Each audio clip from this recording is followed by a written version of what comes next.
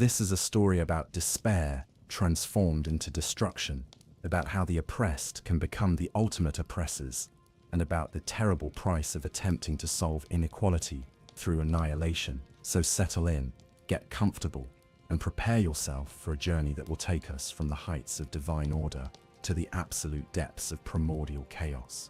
The Frenzied Flame represents one of the most radical philosophical positions in all of Elden Ring's complex mythology, where other outer gods seek to reshape or control the world according to their vision. The Flame of Frenzy seeks something far more fundamental, the complete dissolution of all distinction, all individuality, all difference. It promises a return to the One Great, a primordial state where no suffering can exist because nothing exists to suffer. Tonight we'll explore every aspect of this terrifying force. We'll meet Shabriri, the most reviled man in history, whose lies and slander gave birth to madness itself. We'll descend with the nomadic merchants into the depths beneath Lendel, where their wrongful imprisonment created the perfect conditions for chaos to take root. We'll witness the tragic fall of Vyke, the Tarnished, who came closest to claiming the Elden Lord's throne before madness claimed him instead. And we'll confront the Three Fingers themselves, that burned and twisted entity that serves as the antithesis to the greater will's two fingers, offering an embrace that promises to end all pain by ending everything that could feel pain. Chapter 1. The Philosophy of Flame and Chaos. Before we can understand the terrible specifics of the Frenzied Flame's manifestation in the lands between, we must first grasp the philosophical framework that makes its existence not just possible, but perhaps inevitable. The world of Elden Ring is built upon a foundation of cosmic dualism, where forces of order and chaos, structure and entropy, meaning and madness, wage an eternal war for dominance over reality itself. The greater will, that vast cosmic intelligence from beyond the stars, represents the principle of distinction. Through its vessel, the Elden Ring, it imposes categories upon existence, life and death, noble and common, sacred and profane, self and other. This ordering principle creates meaning, purpose, and identity, but it also creates the very conditions that make suffering possible. To distinguish between self and other is to create the possibility of loss. To separate life from death is to make mortality a source of fear. To divide the world into categories is to create inequality and injustice. The Frenzied Flame emerges from a fundamentally different philosophical position, where the greater will seeks to perfect order. The flame seeks to eliminate the very concept of order, where the Elden Ring creates structure through separation. The Frenzied Flame seeks unity through dissolution. It recognizes that all suffering stems from the artificial divisions imposed upon the primordial oneness that existed before the greater will's intervention, and it offers a radical solution: return everything to the state that existed before distinction was possible. This is not mere destruction for destruction's sake. The Frenzied Flame's philosophy contains a twisted logic that becomes almost seductive when viewed from the perspective of those who have been crushed by the world's hierarchies. If the Golden Order's promise of eternal bliss has proven to be a lie that benefits only the chosen few, if the cycle of death and rebirth serves only to perpetuate suffering, if the very structure of reality ensures that some must suffer so that others can prosper, then perhaps the kindest solution is to burn it all away and start over with nothing. The yellow flames that characterize this force are not like ordinary fire. They burn not just flesh and bone, but identity itself. Those touched by frenzy begin to lose their individual consciousness, their personal memories, their sense of self, as separate from the collective madness. They peak in unison, chanting the same phrases across vast distances without ever having met each other. Melt it all away, and may chaos take the world, become mantras that echo from every throat touched by the flame. This erosion of individuality is perhaps the most horrifying aspect of the Frenzied Flame's influence, and yet it is also central to its promise. If the source of all suffering is the illusion of separation, then the destruction of individual identity is not a loss, but a liberation. The merchants who chanted in despair as they summoned the flame believed they were calling for salvation, not damnation. From their perspective, trapped and tormented in the depths beneath the capital, the promise of unity through dissolution offered the only hope of escape from unbearable pain. But the Flame's philosophy contains a fundamental contradiction that its adherents either cannot see or choose to ignore. The very act of imposing unity through force is itself a form of distinction, the distinction between those who have been saved through dissolution and those who still cling to their individual existence. The Lord of Frenzied Flame, when fully manifested, becomes a being of supreme power and terrible purpose, as much a ruler as any Elden Lord, merely ruling over absence rather than presence. This contradiction reveals the true tragedy of the Frenzied Flame. Born from a legitimate recognition of the world's injustices, it offers a solution that is no solution at all, merely another form of the same fundamental problem it claims to solve. The Flame promises to end suffering by ending the capacity to suffer, to create peace by destroying everything that could experience conflict, to achieve unity by eliminating everything that could be unified. Yet even knowing this, the appeal of the Frenzied Flame's promise cannot be entirely dismissed. In a world where the alternatives seem to be eternal servitude to an uncaring cosmic order, or an endless cycle of war and betrayal among competing demigods, the option to simply end the game entirely has its own dark attraction. The Flame offers what no other path can promise: certainty that the pain will stop, even if that certainty comes at the cost of everything else. Chapter 2: Shabriri, the first lie that birthed madness. In the beginning there was Shabriri, and with Shabriri came the first lie that would eventually grow into the Frenzied Flame itself. To understand the true horror of what the Flame represents, we must start with this single man whose crimes were so profound that they echoed through the ages, shaping the very nature of chaos in the lands between. Shabriri was not born a monster. History remembers him as the most reviled man in all the chronicles of the lands between. But the crimes that earned him this distinction were, at first glance, almost disappointingly mundane: slander, bearing false witness, the spreading of lies and malicious gossip. In most societies, such offenses might merit social ostracism or monetary compensation, but the punishment that fell upon Shabriri was far more severe. His eyes were gouged out, torn from his skull in a brutal act of judicial mutilation. The physical agony of this punishment was terrible enough, but what followed was far worse. Even with his eyes destroyed, even with the instruments of his vision removed, Shabriri's expression did not change. Witnesses reported that the same deceptive, mocking look remained on his face, as if the removal of his sight had done nothing to diminish his capacity for malice. This unchanging expression became the seed from which the Frenzied Flame would eventually grow. In the empty sockets where his eyes had been, something new began to manifest. The yellow flames of frenzy, born from the confluence of physical agony, psychological torment, and an unrepentant soul that refused to acknowledge the justice of its punishment. These flames were unlike anything that had been seen before in the lands between. They did not simply burn, they infected, spreading from the original host to others through a process that seemed to bypass all natural laws. Shabriri's crimes had been those of words and whispers, and fittingly, his corruption continued to spread through similar means. Even after his physical death, his spirit found ways to inhabit the bodies of others, using their voices to continue the work of deception and corruption that had defined his living existence. He became a parasite of consciousness, able to possess the recently deceased and use their forms to approach new victims with seemingly credible faces and familiar voices.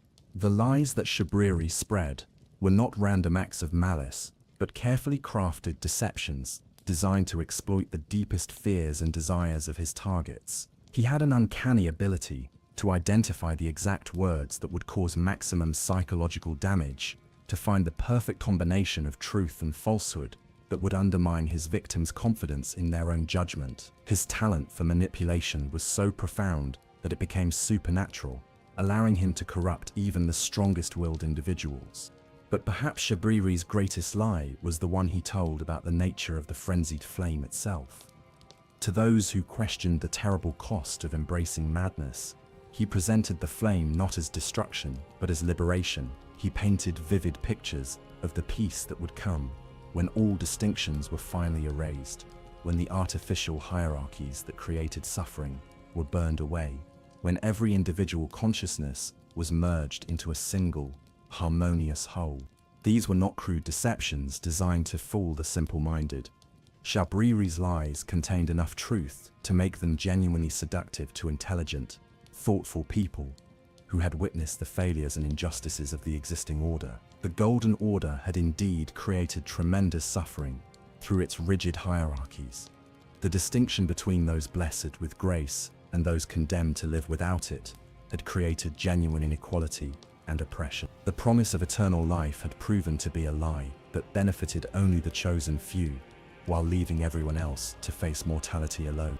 In this context, Shabriri's vision of a world without distinction, without hierarchy, without the possibility of exclusion or inequality, appeared not as madness, but as the ultimate form of justice. He spoke to the merchants who had been falsely accused and wrongly imprisoned, and his words resonated with their experience of injustice. He whispered to warriors like Vyke who had been offered impossible choices between personal loyalty and cosmic duty, and his promises of escape from such dilemmas seemed like salvation.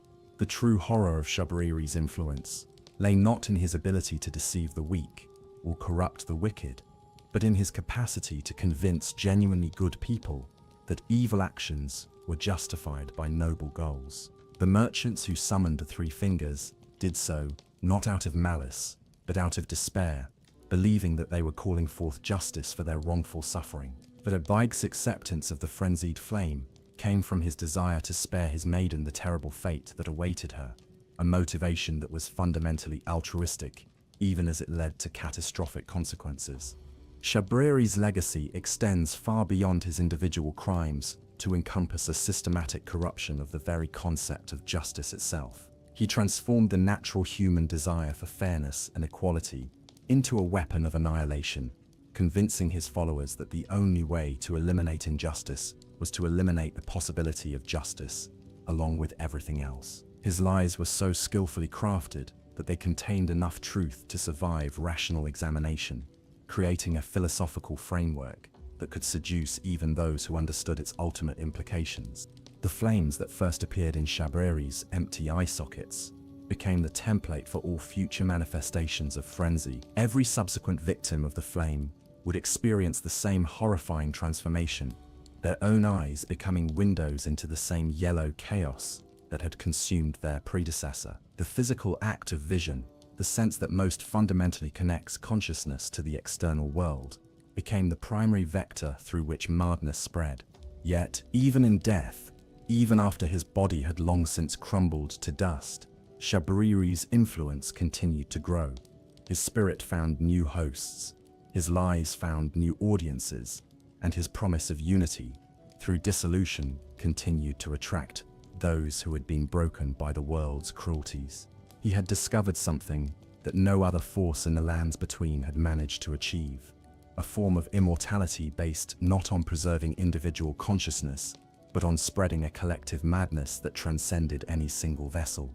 In the end, Shabriri's greatest achievement was not the creation of the frenzied flame itself, but the creation of a self-sustaining system of corruption that could survive and spread without his direct intervention.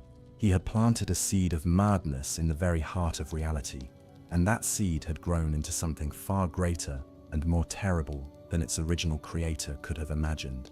Chapter 3: The Great Caravan's Descent. Seeds of Desperation. The story of how the frenzied flame gained its first true foothold in the lands between begins not with cosmic forces or divine interventions, but with a simple human tragedy magnified beyond all reason. The nomadic merchants who wandered the roads of the realm, selling their wares and playing their haunting melodies, seemed harmless enough to most observers. They were an integral part of the economic and cultural life of the Golden Order, providing goods and services that connected distant communities and enriching the social fabric with their music and stories. These merchants belonged to what they called the Great Caravan, a loose confederation of trading families who had maintained their nomadic lifestyle for generations uncounted. They moved across the lands between in regular patterns, following ancient routes that had been established long before the rise of the Golden Order. Their caravans were marvels of organization and efficiency, capable of transporting vast quantities of goods across dangerous terrain, while maintaining the mobility necessary to adapt to changing political and economic conditions. The merchants possessed their own rich cultural traditions that set them apart from the settled populations they served.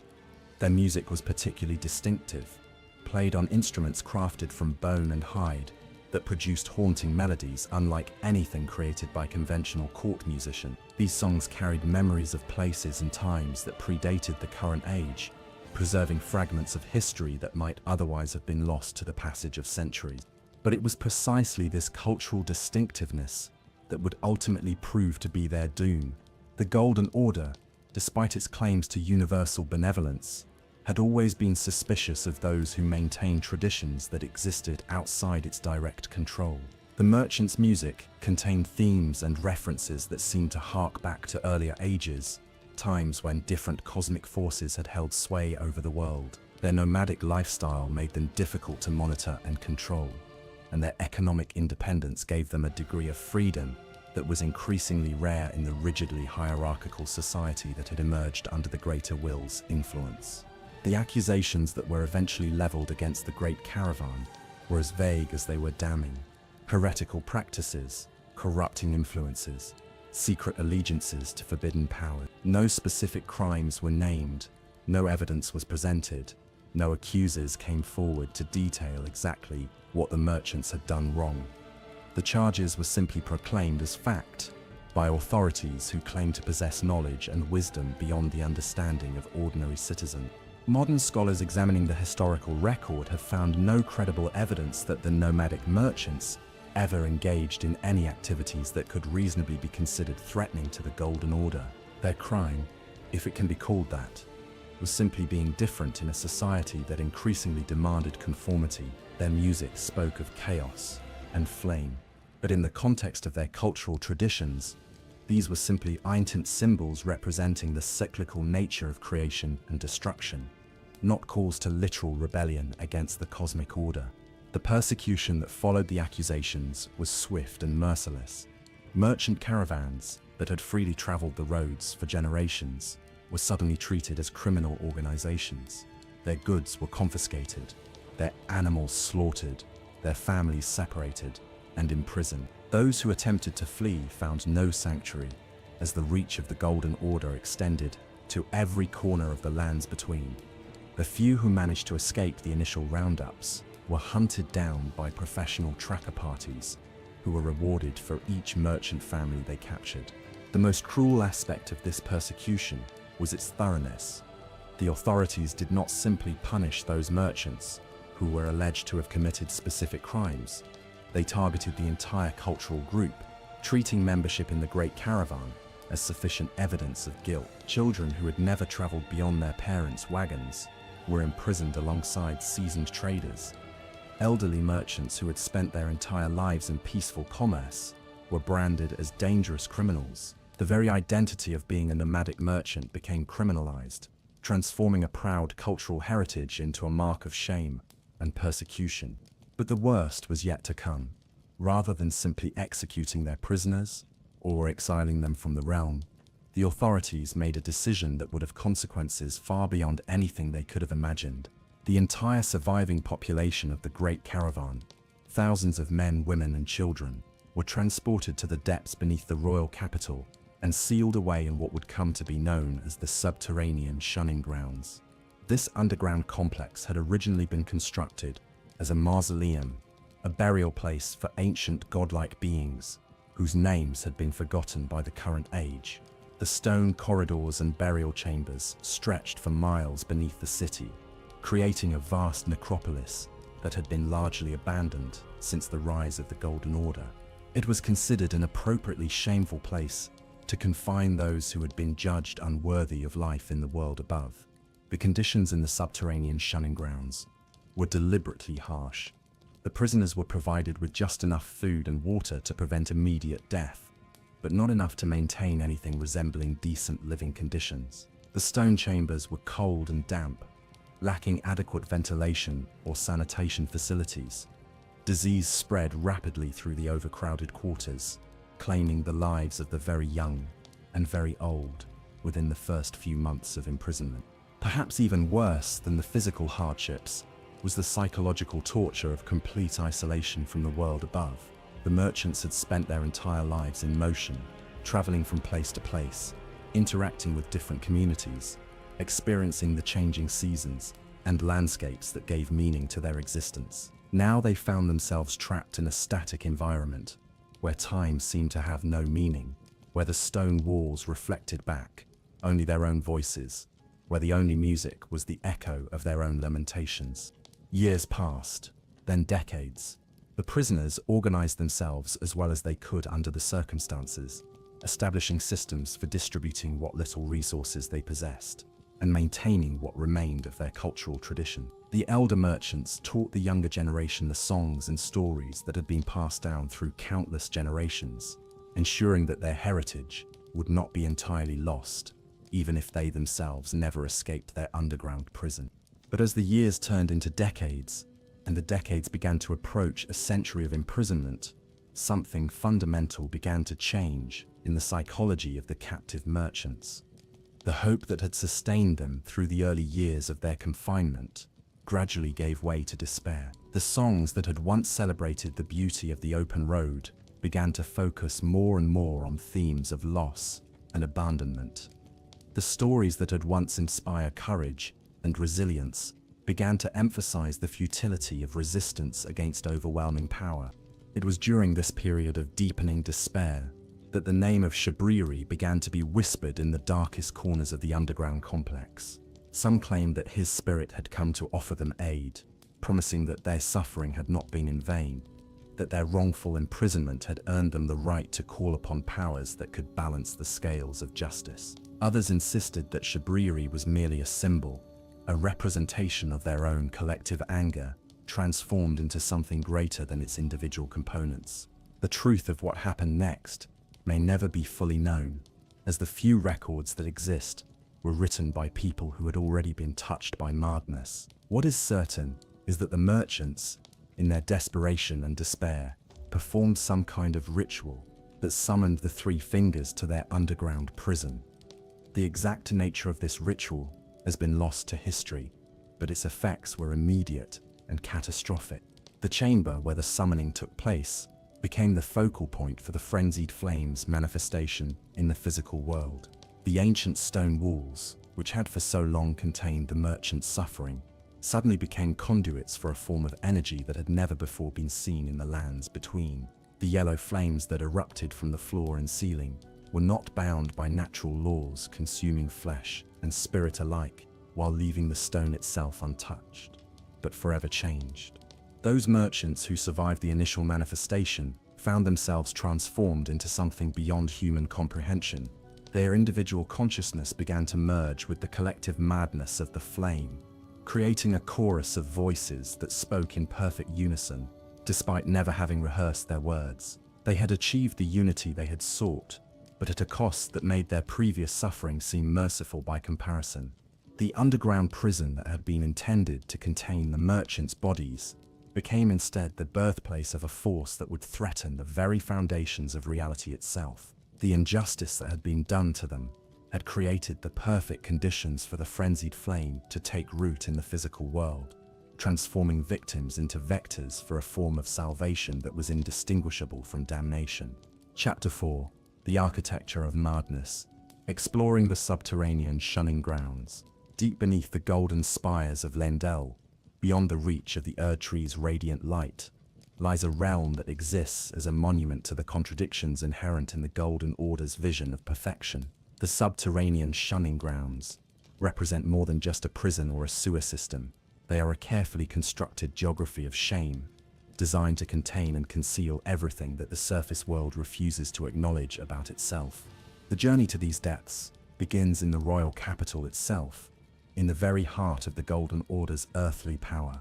Beneath the magnificent cathedral where pilgrims come to worship, beneath the grand avenues where nobles parade in their finery, beneath the bureaucratic offices where the business of empire is conducted, there exists a network of tunnels and chambers that most citizens of Elden never know about and would prefer not to contemplate. The entrance to the shunning grounds is hidden behind a well in the lower levels of the city, disguised as part of the mundane infrastructure that keeps the capital functioning. This placement is deliberate and symbolic. The horrors that lie below are literally the foundation upon which the beauty above is built. Every golden ornament in the cathedral, every marble statue in the noble quarters, every comfortable bed in the residential districts rests upon this hidden geography of suffering. Descending through the initial tunnels, a traveler first encounters what appears to be a conventional sewer system. The stone-lined channels carry away the waste products of urban civilization, performing the unglamorous but necessary work of keeping the city above habitable. But these practical passages gradually give way to something far more sinister, chambers and corridors that were clearly designed with purposes other than waste management in mind. The architecture of the deeper levels reveals the hand of builders who understood psychology as well as engineering. The passages are deliberately confusing, branching and rejoining in patterns that make navigation nearly impossible without prior knowledge of the layout. The ceiling heights vary unpredictably, sometimes soaring to cathedral-like proportions that make individual humans feel insignificant, sometimes dropping so low that travelers must crawl on hands and knees, creating a sense of degradation and vulnerability. The stone used in construction changes as one descends deeper into the complex. The upper levels feature the same golden-hued marble that adorns the surface buildings, maintaining at least a pretense of connection to the world above. But as the passages delve deeper, the materials become progressively darker and more oppressive.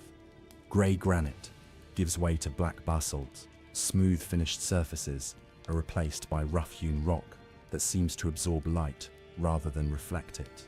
Throughout the tunnels, evidence of the shunning grounds' multiple functions becomes apparent. Ancient burial chambers, their original purposes long forgotten, have been repurposed as storage areas and detention cells. Ceremonial halls that once hosted religious rituals now serve as gathering places for the various outcast populations who have been consigned to this underground realm. The juxtaposition of sacred and profane architecture creates a disturbing sense that this place exists outside the normal categories that govern the world above.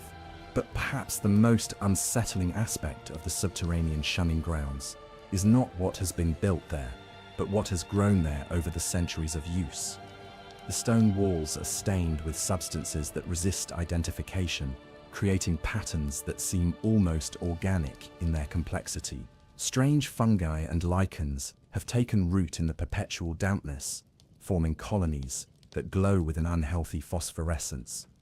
The air itself seems thick with the accumulated weight of countless tragedies, making each breath a conscious effort. The population of the shunning grounds is as varied as it is miserable.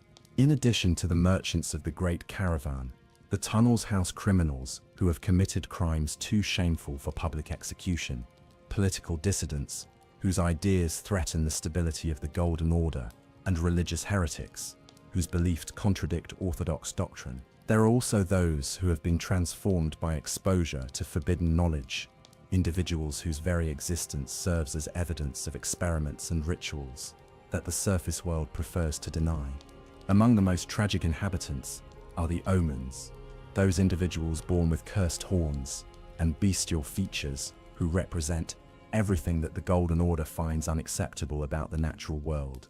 These beings, who committed no crime other than being born different, have been confined to the underground simply because their appearance contradicts the aesthetic perfection that the surface world demands. Their presence serves as a constant reminder that the Golden Order's vision of beauty requires the violent exclusion of everything that does not conform to its narrow standards.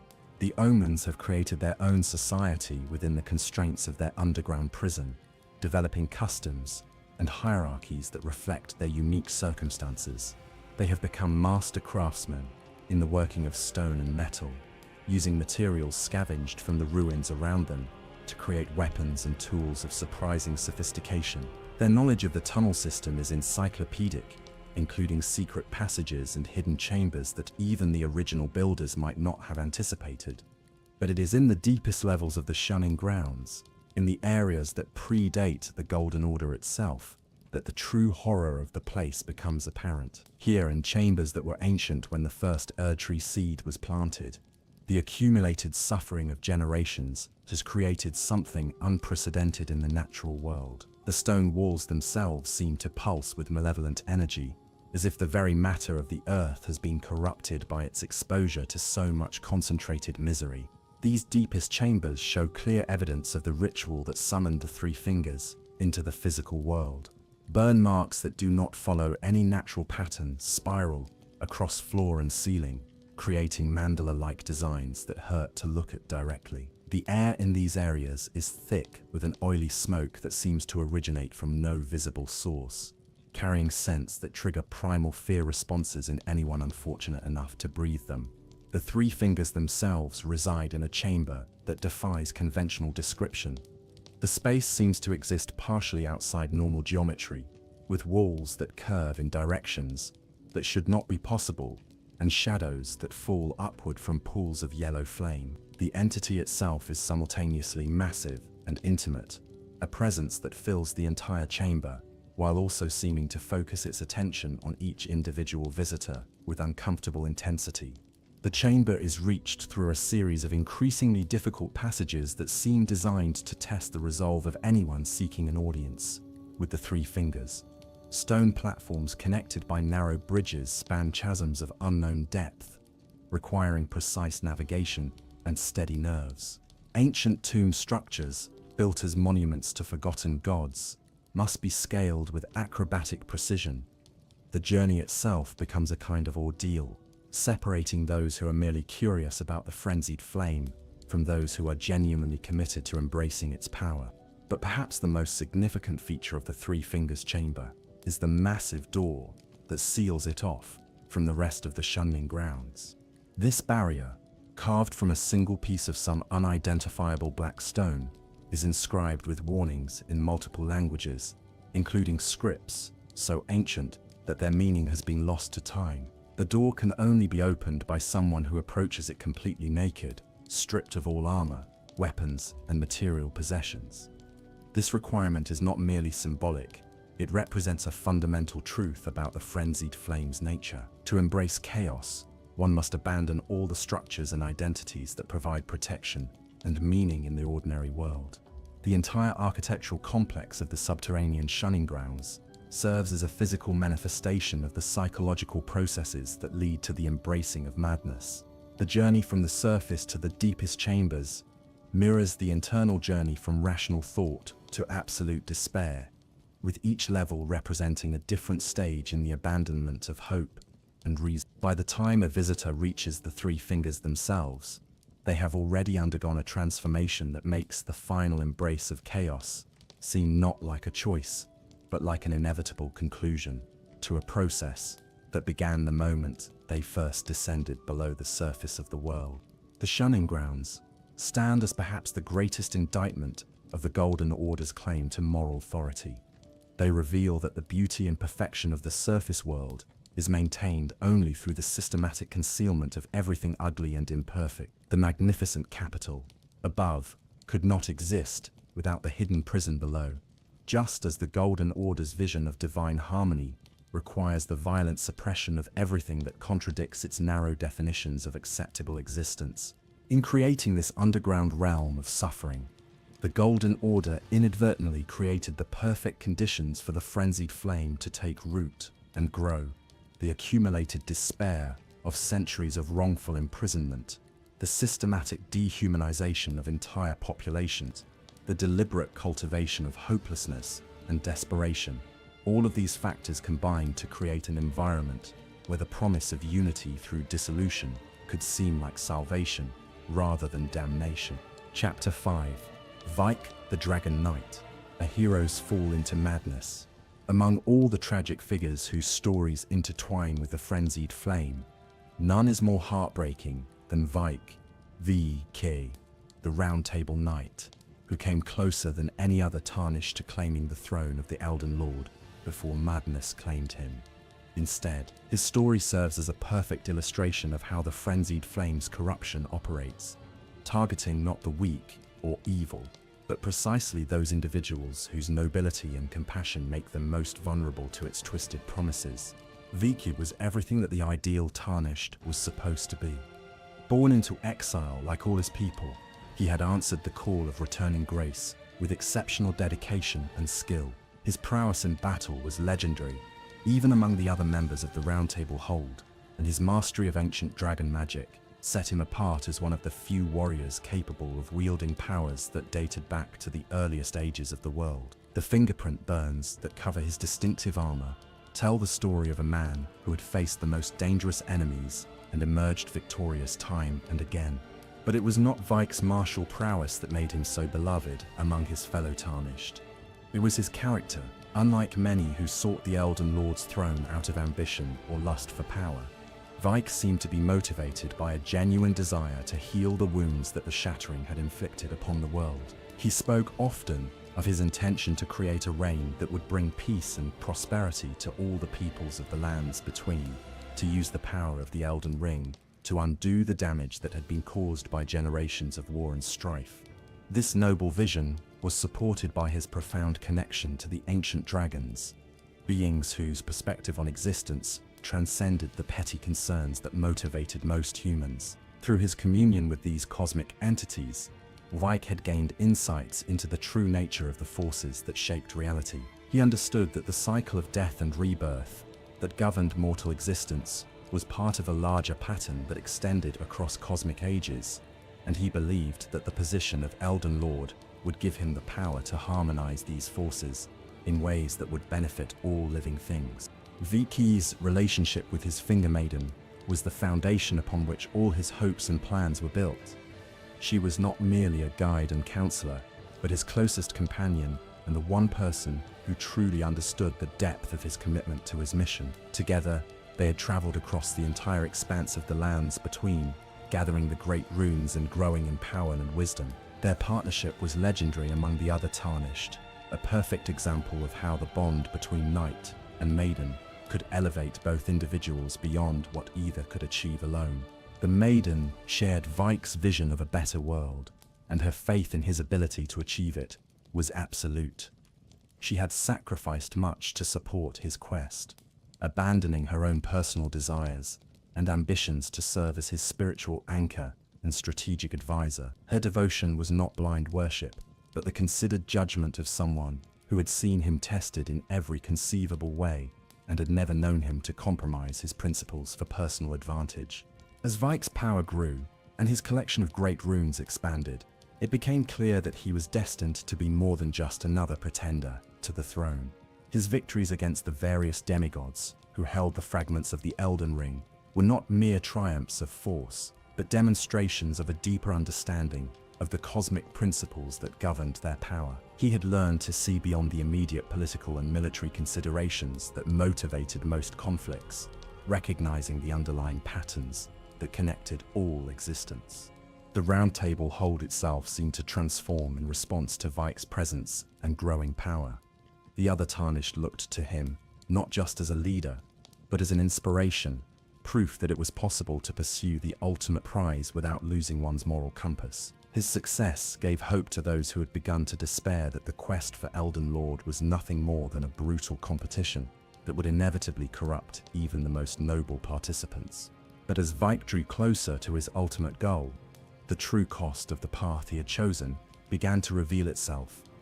The journey to become Elden Lord demanded not just personal sacrifice, but the sacrifice of others, and the most terrible demand would be saved for last. To reach the Erdtree's heart and claim the Elden Ring, he would need to kindle the flame of the giants, and that flame could only be lit with the life of his Finger Maiden. The revelation of this requirement struck Vyke like a physical blow. Everything he had worked for, every victory he had achieved, every sacrifice he had made, all led to this single unbearable moment of choice. The woman who had been his constant companion, who had believed in him when no one else would, who had shared in every triumph and supported him through every setback, would have to die in order for his mission to succeed. His maiden, when she learned of the requirement, accepted it with the same grace, and determination that had characterized her entire service to his cause. She reminded him that their goal had always been larger than either of their individual lives, that the healing of the world was worth any personal cost. Her willingness to make the ultimate sacrifice only made the decision more agonizing for Vyke, not less. For days, perhaps weeks, Vyke wrestled with the impossible choice before him. He had devoted his entire existence to the pursuit of a goal that would demand the destruction of everything he held most dear. The irony was not lost on him that a quest motivated by love and compassion would require an act of profound cruelty as its culmination. The very nobility that had driven him to seek power was now demanding that he betray that nobility in the moment of its greatest test. It was during this period of agonizing uncertainty that Shabriri found him.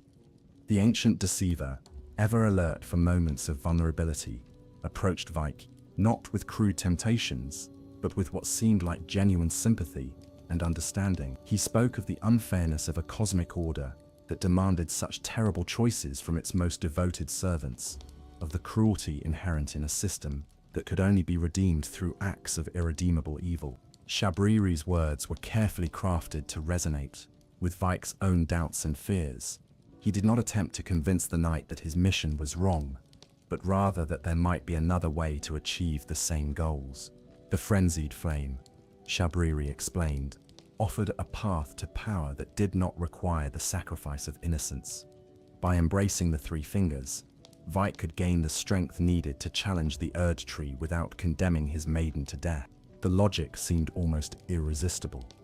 If the current cosmic order demanded such cruel choices, perhaps it was that order itself that needed to be changed. The Frenzied flame promised not just an alternative path to power, but a fundamental transformation of the entire system that created such impossible dilemmas. Instead of working within a framework that perpetuated suffering, Vyke could help to create something entirely new, something that would never again demand the sacrifice of the innocent for the benefit of the powerful. What Shabriri did not explain, or perhaps did not fully understand himself, was that the Frenzied flame's solution to the problem of cruel choices was to eliminate the possibility of choice altogether. The unity it promised was not the harmony of different voices singing together, but the silence of all voices merged into a single, overwhelming roar. The peace it offered was not the resolution of conflict, but the destruction of everything that could experience conflict. Vyke's decision to seek out the three fingers was made not out of madness or evil, but out of love. His desire to spare his maiden the fate that awaited her was genuine, and his belief that the Frenzied flame offered a better alternative was sincere. He descended into the subterranean shunning grounds, not as a conqueror seeking power, but as a desperate man, grasping for any solution that might allow him to save the person he loved most.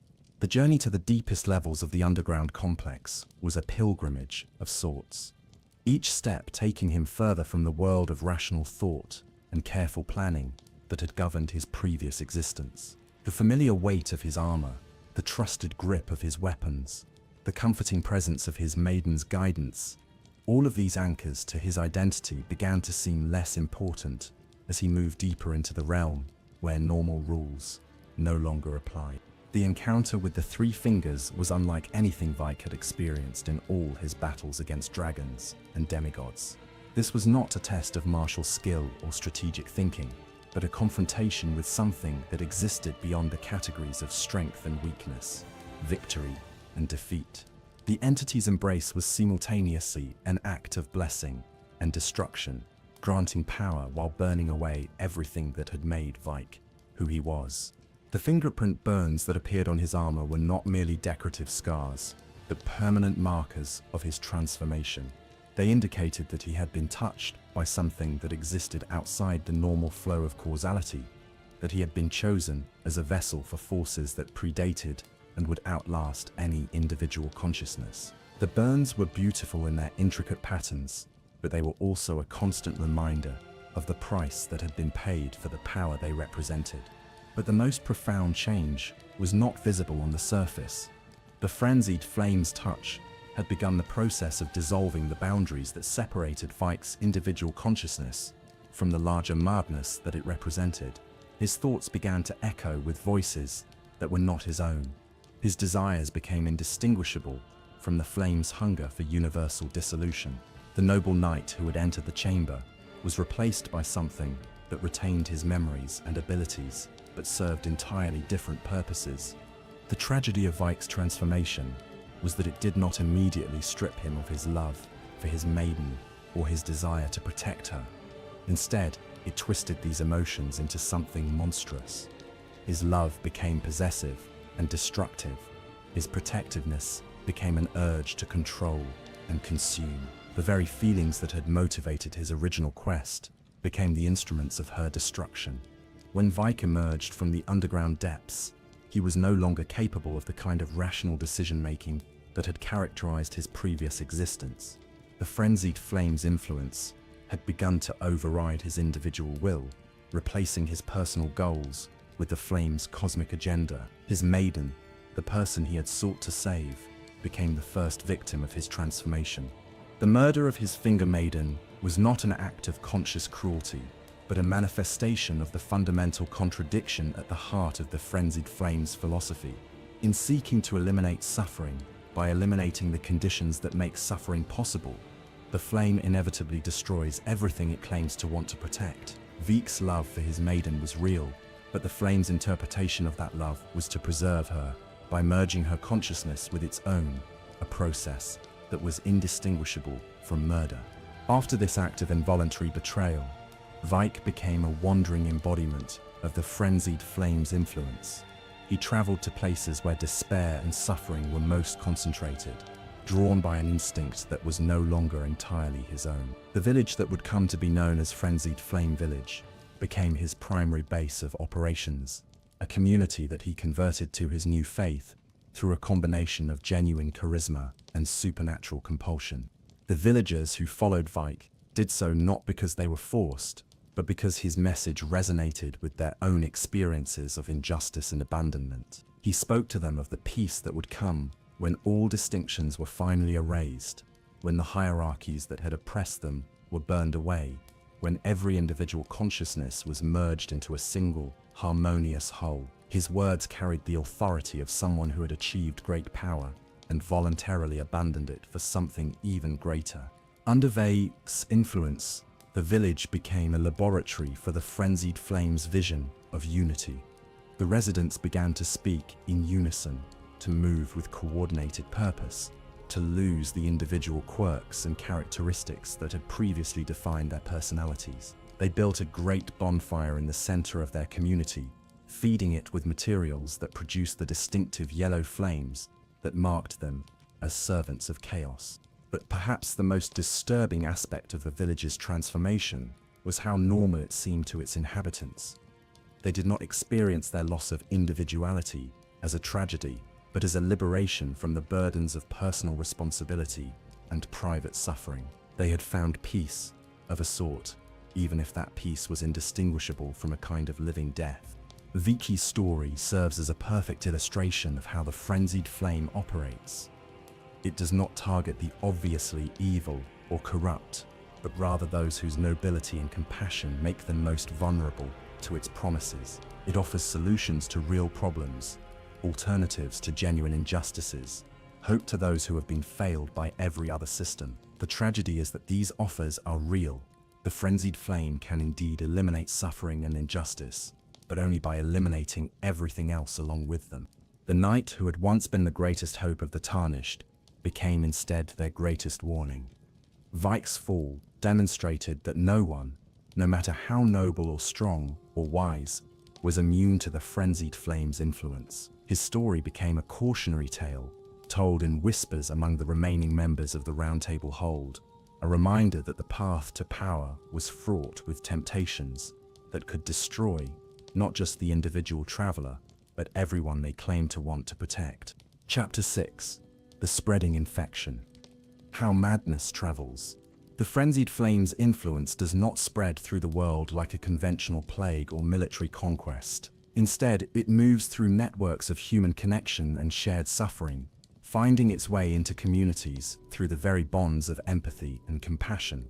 that normally serve to strengthen social structures. Understanding how this corruption spreads requires examining not just its supernatural properties, but the psychological and social conditions that make certain individuals and groups particularly vulnerable to its appeal. The primary vector for the flame's transmission is not physical contact, but emotional resonance. Those who have experienced profound suffering, especially suffering that they perceive as unjust or meaningless, become naturally attuned to the flame's promise of unity through dissolution. The madness seeks out minds that have already been cracked by human, slipping through the fissures that pain has created in their psychological defenses. This process begins with what appears to be a simple act of human sympathy. Someone who has been touched by the frenzied flame encounters another person in distress, and their natural impulse to offer comfort becomes the mechanism through which the corruption spreads. The infected individual does not set out to deceive or manipulate their target. They genuinely believe they are offering help, sharing a solution that has brought them peace. The conversation typically begins with an acknowledgement of the target's suffering. The flame-touched individual demonstrates an uncanny ability to understand and articulate the specific nature of their victim's pain, speaking with an authority that comes from having experienced similar anguish. This creates an immediate sense of connection and trust, as the suffering person finally encounters someone who truly understands what they have endured. From this foundation of genuine empathy, the corrupted individual begins to share their own story of transformation. They describe how they once felt the same despair, the same sense of abandonment and injustice, the same inability to find meaning in their suffering. But then they discovered a truth that changed everything: the realization that all suffering stems from the artificial divisions that separate one consciousness from another, and that these divisions can be overcome through unity with something greater than any individual existence.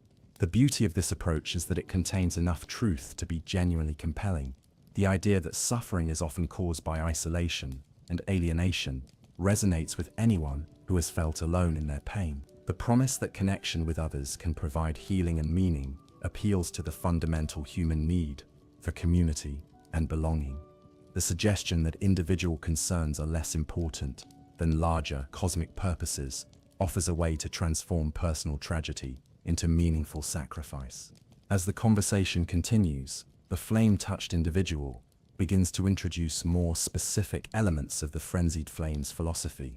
They speak of the one great, the primordial state of unity that existed before the greater will introduced distinction and hierarchy into the world. They describe this state not as emptiness or void, but as a condition of perfect harmony, where no individual consciousness exists to experience suffering, because all consciousness has been merged into a single blissful whole. The target of this evangelism is gradually led to understand that their personal suffering is not a random accident or individual failing, but a symptom of a larger cosmic injustice. The divisions that create pain, self and other, life and death, success and failure, love and loss, are revealed to be artificial constructions that serve only the interests of cosmic forces that profit from keeping conscious beings separated and conflicted. This revelation can be genuinely liberating for someone who has been struggling to find meaning in their suffering. Instead of blaming themselves for their inability to overcome their pain, they can now understand it as evidence of their sensitivity to a fundamental flaw in the structure of reality itself. Their anguish becomes not a personal weakness, but a form of cosmic awareness, a sign that they are more spiritually advanced than those who remain content with the illusions that govern ordinary existence. The flame-touched individual then begins to share specific techniques for achieving unity with the frenzied flame. These practices typically involve meditation exercises designed to dissolve the boundaries of individual consciousness, ritual activities that symbolically represent the abandonment of personal identity, and physical acts that demonstrate commitment to the flame's vision of transformation.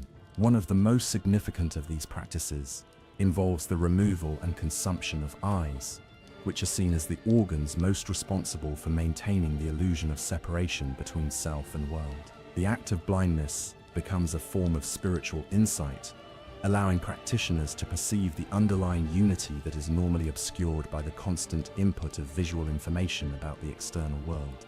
The eyes that are removed in this process are not simply discarded, but are preserved and shared among the community of flame-touched individuals. They are referred to as grapes and are consumed in ritualistic meals that are said to bring participants closer to the ultimate unity that the flame represents. This practice serves multiple functions. It creates a powerful bond among practitioners who have all made the same sacrifice. It provides a physical symbol of their commitment to the flame's vision, and it offers a concrete way for newcomers to demonstrate their readiness to abandon their previous existence.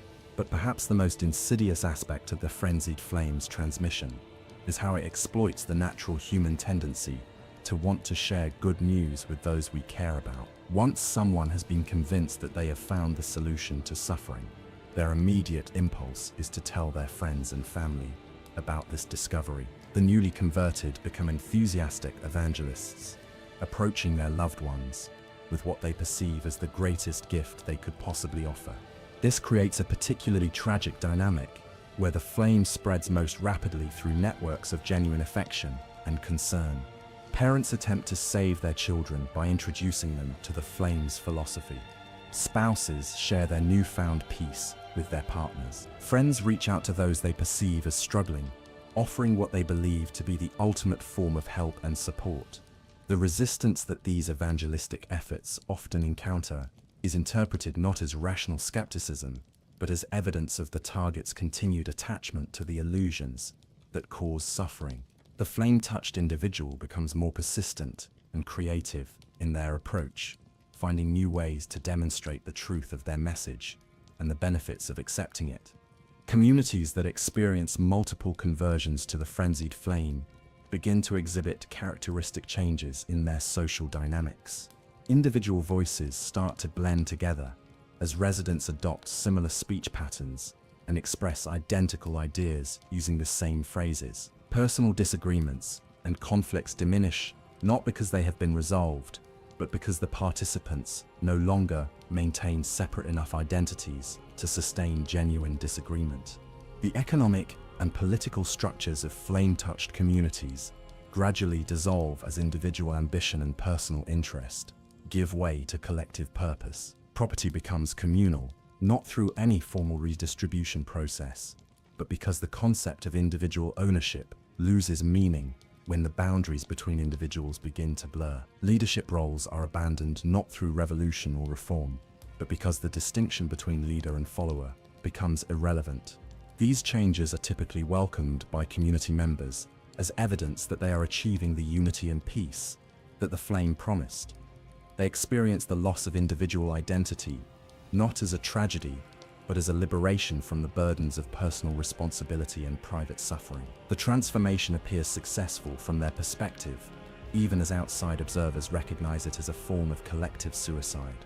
The spread of the Frenzied Flame through communities follows predictable patterns that reflect the underlying social networks and power structures of the affected area. Religious communities, with their emphasis on spiritual unity and collective purpose, are particularly vulnerable to flame-based evangelism. Political movements focused on radical social change provide fertile ground for the flame's message of ultimate transformation. Even academic institutions can be corrupted when scholars become convinced that the flame represents a superior form of knowledge that transcends conventional intellectual categories. But the flame's influence is not limited to organized groups and institutions. It can spread through informal networks of friendship and family connection, moving from person to person through apparently casual conversations and social interactions. A single flame-touched individual can potentially infect an entire community if they are positioned within the right social networks and approach their evangelism with sufficient patience and skill. The most effective defense against the Frenzied Flame's spread is not isolation or ignorance, but rather a deep understanding of its actual nature and methods.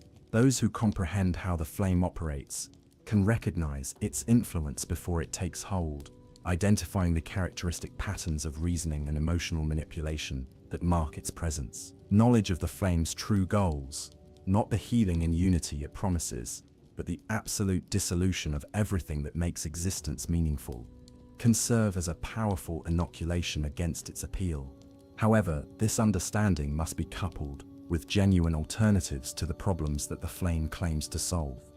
Communities that provide meaningful ways for individuals to cope with suffering, that offer real solutions to injustice and inequality, that create authentic opportunities for connection and belonging, are naturally more resistant to the flame's influence than those that leave their members isolated and desperate.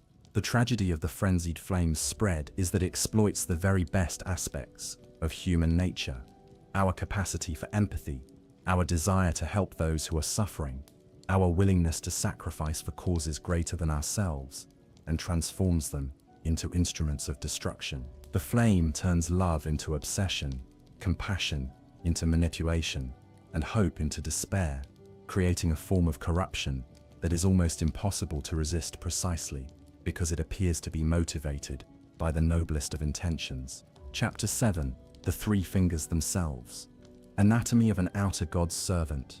In the deepest chamber of the subterranean shunning grounds, where the accumulated suffering of centuries has carved a wound in reality itself, dwells an entity that serves as the physical manifestation of humanity's capacity for absolute despair. The Three Fingers are not merely another boss to be defeated or obstacle to be overcome. They represent a fundamental force in the cosmic architecture of Elden Ring's universe, the dark mirror of the Two Fingers that reveals what happens when divine authority is born from anguish rather than order. The first thing that strikes any observer about the Three Fingers is their profound wrongness. Where the Two Fingers appear as pristine, almost crystalline manifestations of divine will, the Three Fingers are burned, scarred, and visibly corrupted. Their flesh, if it can be called flesh, appears to be in a constant state of smoldering combustion, yellow flames dancing across their surface without consuming them entirely. This is not mere decoration or intimidation. It is the physical manifestation of a being that exists at the intersection of spiritual agony and cosmic power. The entity's three-fingered structure is itself profoundly significant. In the symbolic language of Elden Ring's universe, fingers represent divine communication and authority. The two fingers serve as conduits through which the greater will communicates its desires to the mortal world, their paired structure representing the duality and distinction that the cosmic order depends upon. The three fingers' aberrant form suggests a corruption of this divine communication system, a perversion of the natural order that allows for the transmission of messages that should never be spoken.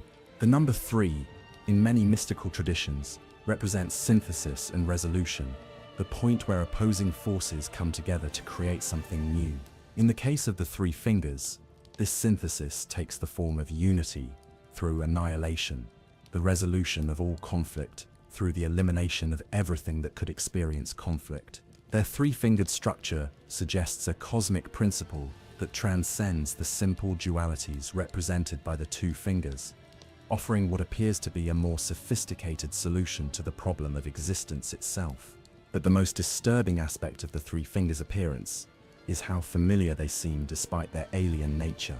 The basic structure of a hand is recognizable to any human observer, creating an immediate sense of connection, even as every detail of their manifestation inspires revulsion and terror. This familiarity is not accidental. It reflects the three fingers' origin in distinctly human experiences of suffering and despair. They are what divine authority looks like when it is born from the bottom up, rather than imposed from above. The chamber where the three fingers reside exists partially outside normal space and time, creating an environment where conventional physical laws do not fully apply. The walls curve in directions that should not be possible, creating a sense of infinite space contained within clearly defined boundaries. Shadows fall upward from pools of yellow flame that burn without fuel or oxygen, while the air itself seems thick with meanings and intentions that exist beyond language. This environmental distortion is not merely atmospheric, it reflects the three fingers' fundamental nature as a force that operates outside the normal categories of existence. They represent possibility itself, made manifest, the option to choose something other than the limited alternatives presented by the cosmic order. Their presence creates a space where the normal rules that govern choice and consequence are suspended, allowing for decisions that would be impossible under ordinary circumstances. The three fingers do not communicate through language in any conventional sense. When they speak, they do so through direct transmission of meaning and emotion, bypassing the rational mind entirely and appealing to levels of consciousness that exist below the threshold of normal awareness. Their message is felt rather than understood, experienced as a physical sensation that resonates through the observer's entire being. This form of communication is both more and less than language. It is more because it conveys meaning with absolute precision, eliminating any possibility of misunderstanding or misinterpretation. It is less because it bypasses the rational faculties that allow for critical analysis and informed consent. The three fingers message cannot be debated or questioned because it is not received by the parts of the mind that engage in debate and questioning. The content of their message is simultaneously simple and infinitely complex. On its surface, it is merely an offer, the opportunity to embrace the frenzied flame and become the Lord of Chaos, to gain the power necessary to burn away all distinction and return the world to the primordial unity of the One Great. But beneath this simple proposition lies a complete philosophical system that addresses every possible objection and provides answers to every conceivable question about the nature of existence and the purpose of consciousness. The three fingers understand their potential converts with an intimacy that is almost unbearable. They know every source of pain, every moment of doubt, every instance of injustice that has shaped the individual standing before them. This knowledge is not gathered through investigation or observation. It is inherent in their nature as entities that exist at the confluence of all suffering. They are, in a very real sense, composed of the accumulated anguish of everyone who has ever experienced despair. This understanding allows them to craft their appeal with perfect precision, addressing not just the general human condition, but the specific circumstances and psychology of each individual who seeks them out. They know exactly which arguments will be most compelling, which promises will be most attractive, which fears will be most motivating. Their offer is not a one-size-fits-all proposition, but a carefully customized solution to the particular problems that have driven their visitor to seek them out. The physical act of receiving the frenzied flame from the three fingers is unlike any other transformation depicted in Elden Ring. It is not a battle to be won or a trial to be endured, but rather a form of divine communion that operates through direct physical contact. The three fingers literally embrace their chosen vessel, pressing their burned and burning flesh against the recipient's body in an act that is simultaneously intimate and violent. The embrace leaves permanent marks on the recipient's flesh, fingerprint burns that serve as both blessing and curse. These marks are beautiful in their intricate spiral patterns, resembling decorative tattoos or ritual scarification, but they are also painful reminders of the price that has been paid for the power they represent, and they carry within them a form of spiritual infection that gradually spreads throughout the recipient's entire being. The transformation that begins with this embrace is not immediate, but gradual, unfolding over time as the frenzied flame's influence slowly replaces the recipient's original personality and motivations. The process is designed to preserve the vessel's essential capabilities while redirecting them toward the flame's cosmic agenda. A great warrior remains a great warrior, but their battles are now fought in service of chaos rather than order. A wise scholar retains their knowledge, but their studies now focus on the dissolution of meaning rather than its creation. Perhaps the most significant aspect of the three fingers' nature is their relationship to choice and free will. Unlike other cosmic forces in Elden Ring that operate through coercion or manipulation, the three fingers can only act through genuinely voluntary acceptance of their offer. They cannot force anyone to become the Lord of Chaos.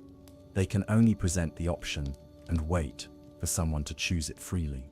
This respect for free will is not evidence of moral restraint, but rather a practical necessity. The frenzied flame's power depends upon the willing participation. The frenzied flame's power depends upon the willing participation of conscious beings who choose to abandon their individual existence in favor of cosmic unity. Coerced conversion would defeat the entire purpose of the Flame's philosophy, which is based on the idea that conscious beings will voluntarily choose dissolution once they understand the true nature of existence. The Three Fingers' role as servants of the Frenzied Flame creates an interesting parallel with the Two Fingers' service to the Greater Will. Both entities function as intermediaries between cosmic forces and mortal consciousness, translating abstract principles into forms that human minds can comprehend and accept. But where the Two Fingers maintain a distance from their human contacts, communicating through formal rituals and hierarchical structures, the Three Fingers offer direct, intimate contact that eliminates all barriers between the divine and the mortal. This difference in approach reflects the fundamental philosophical disagreement between the forces they represent. The Greater Will believes in the necessity of hierarchy and distinction, maintaining proper relationships between different levels of existence. The Frenzied Flame recognizes no such distinctions, treating every conscious being as equally deserving of unity with the cosmic whole. The Three Fingers exist as a standing challenge to every assumption about the nature of divine authority and cosmic order. They represent the possibility that the current system is not inevitable, that the suffering it creates is not necessary, that alternatives exist for those brave or desperate enough to seek them out. Their presence in the depths beneath the royal capital serves as a constant reminder that the Golden Order's claims to universal authority are neither as universal nor as authoritative as they appear. In the end, the Three Fingers embody the most radical possibility imaginable: that existence itself might be a mistake, that consciousness might be a curse, that the kindest act imaginable might be to end the entire experiment of individual awareness and return everything to the peaceful unity that existed before the first distinction was drawn. They offer not a better world, but an end to the very concept of worlds, not a solution to the problems of existence, but an escape from existence itself. Whether this offer represents ultimate wisdom or ultimate madness depends entirely upon the perspective of the observer. To those who have found meaning and happiness within the current cosmic order, the Three Fingers appear as harbingers of unthinkable destruction. To those who have been crushed by that same order, who have found nothing but suffering in their individual existence, the Three Fingers may appear as liberators, offering the only genuine escape from an unbearable situation. The truth, as always in Elden Ring's complex mythology, lies somewhere between these extremes, in a space where moral absolutes break down, and every choice carries the potential for both salvation and damnation. Chapter 8: The Lord of Frenzied Flame, Transformation and Transcendence. The ultimate goal of the Frenzied Flame's influence in the world is not merely to spread madness or create chaos for its own sake, but to create the conditions necessary for the manifestation of a Lord of Frenzied Flame, a being capable of wielding cosmic power on behalf of the principle of unity through dissolution. This transformation represents more than just another ending option in Elden Ring's narrative.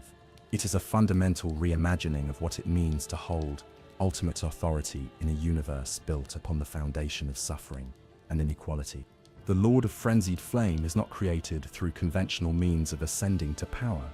There is no throne to claim, no crown to wear, no ceremony of investiture that marks the transition from ordinary being to cosmic ruler. Instead, the transformation occurs through a process of systematic dissolution that strips away everything that previously defined the individual's identity, replacing personal consciousness with something far greater and far more terrible.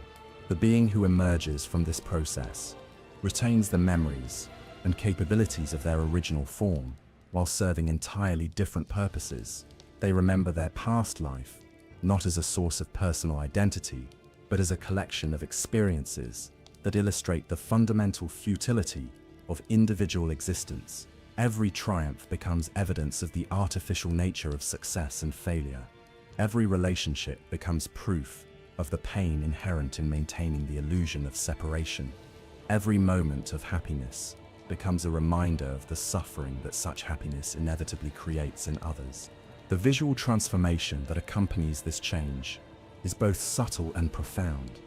The Lord of Frenzied Flame's physical form retains its basic human characteristics, while being marked by the distinctive yellow flames that burn continuously in place of their eyes. These flames are not merely decorative, they represent windows into the cosmic fire that has replaced the individual consciousness that once resided behind those eyes. Looking into them is to glimpse the infinite unity that the flame represents, an experience that can be either transcendent or terrifying, depending upon the observer's readiness to accept such revelation. But the most significant change is not visible to external observation. The Lord of Frenzied Flame's consciousness operates according to principles that transcend individual awareness, encompassing perspectives and motivations that extend far beyond personal concerns. They experience the suffering of every conscious being, not as abstract knowledge, but as direct, immediate sensation. Every act of injustice, every moment of despair, every instance of separation and conflict registers in their awareness as if it were happening to them personally.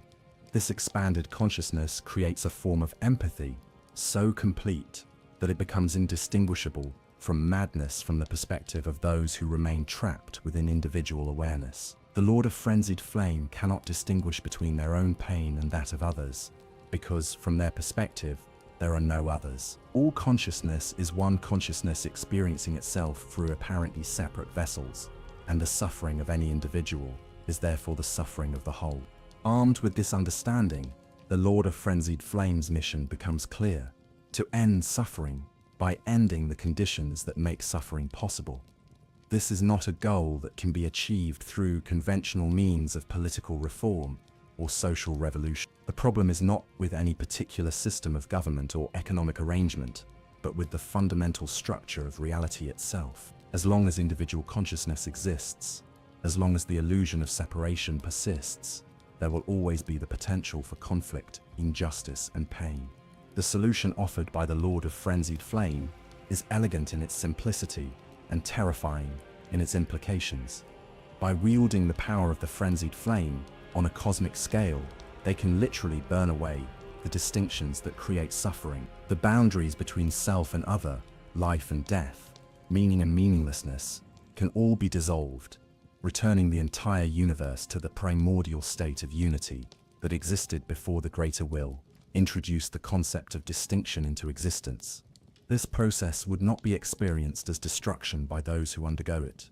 From the perspective of individual consciousness, the dissolution of identity might seem like death, but from the cosmic perspective that the Lord of Frenzied Flame has achieved, it would be recognized as the ultimate form of healing. Every separate consciousness would be reunited with the cosmic whole from which it was originally separated, ending forever the isolation and alienation that are the root sources of all suffering.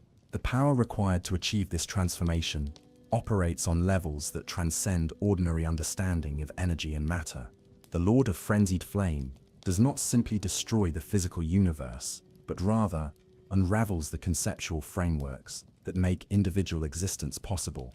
They burn away the very ideas of difference and separation, eliminating not just the things that divide conscious beings, but the possibility of division itself. This process begins with the Lord's own transformation, serving as a kind of seed or catalyst that demonstrates the possibility of unity through dissolution. As their individual consciousness merges with the cosmic flame, they become a living example of what awaits every other conscious being in the universe. Their presence in the world begins to exert a gravitational pull on other forms of consciousness, drawing them toward the same transformation through a combination of supernatural compulsion and logical inevitability. The world under the influence of a fully manifested Lord of Frenzied Flame would undergo changes that defy conventional description. Physical matter would continue to exist, but the concepts and categories that give it meaning would gradually dissolve. The distinction between earth and sky, fire and water, plant and animal would lose their significance as everything merged into a single undifferentiated whole. The very idea of things existing separately from other things would become impossible to sustain. Conscious beings would experience this transformation, not as a loss, but as a return to their true nature. The struggles and conflicts that had defined their individual existence would be revealed as illusions created by their false belief in their own separateness. The pain of loss, the fear of death, the anxiety of uncertainty. All of these sufferings would end not because they had been overcome, but because the conditions that made them possible no longer existed. From a certain perspective, this outcome represents the ultimate victory of compassion over cruelty, of unity over division, of peace over conflict. Every source of suffering would be eliminated, not through force or coercion, but through the voluntary recognition that such suffering was never necessary in the first place. The Lord of Frenzied Flame would have succeeded in creating a universe where injustice was impossible because justice itself had become meaningless, where inequality could not exist because equality had lost all significance. But this vision of universal harmony comes at a cost that many observers find unacceptable. The Lord of Frenzied Flame's solution to the problem of suffering requires the elimination of everything that makes existence meaningful, not just the bad, but the good as well. Love becomes impossible when there are no separate beings to love each other. Joy becomes meaningless when there is no sadness to contrast it with. Achievement loses all significance when there are no individual entities to achieve anything. The philosophical debate surrounding the Lord of Frenzied Flame's mission ultimately comes down to a fundamental question about the nature of existence itself. Is it better to preserve a reality that contains both suffering and meaning, or to eliminate suffering by destroying meaning along with it? Different characters in Elden Ring's narrative answer this question in different ways, reflecting different fundamental assumptions about what makes existence worthwhile. Melina, the tarnished companion and guide, represents those who believe that meaning and purpose justify the risks that come with individual existence. Her reaction to the tarnished acceptance of the frenzied flame is one of profound betrayal and disappointment, not because she fails to understand the appeal of ending suffering, but because she believes that the cure is worse than the disease. From her perspective, a universe without the possibility of growth, love, sacrifice, and redemption is not worth preserving, even if it is also a universe without pain. The Lord of Frenzied Flame's power extends beyond the immediate physical effects of their transformation to encompass a form of temporal authority that operates outside conventional understanding of past, present, and future. Their influence can reach backward through time to affect events that occurred before their manifestation, and forward to shape possibilities that have not yet been realized. This temporal scope reflects the cosmic nature of their authority, which is not limited to ruling over a particular place or time, but extends to the fundamental principles that govern all existence. This temporal authority explains how the Lord of Frenzied Flame can fulfill their promise to end all suffering, even suffering that has already occurred in the past. By dissolving the conceptual frameworks that make individual experience possible, they can retroactively eliminate the very possibility that such suffering ever had meaning or significance. The pain remains as a historical fact, but the consciousness that experienced it as pain is reunited with the cosmic whole, transforming the experience from suffering into something that transcends both pleasure and pain. The manifestation of a Lord of Frenzied Flame also represents a fundamental challenge to the authority of all other cosmic forces in Elden Ring's universe. The greater will, the various outer gods, the natural cycles that govern life and death, all of these systems depend upon the continued existence of individual consciousness to give them meaning and purpose. Without separate beings to rule over, cosmic authority becomes meaningless. Without distinct entities to worship them, gods lose their divine significance. In this sense, the Lord of Frenzied Flame represents not just another option for cosmic rule, but the end of the very concept of rule itself. Their authority is self-eliminating, designed to create conditions where authority becomes unnecessary, because there is no longer any distinction between ruler and ruled. They achieve ultimate power by making power itself irrelevant, claiming absolute authority by eliminating the possibility of authority. The practical implementation of the Lord of Frenzied Flame's vision would begin with the gradual dissolution of social and political structures that depend upon individual identity and personal interest. Laws become meaningless when there are no separate entities to obey or violate them. Economic systems collapse when the distinction between self and other that makes exchange possible disappears.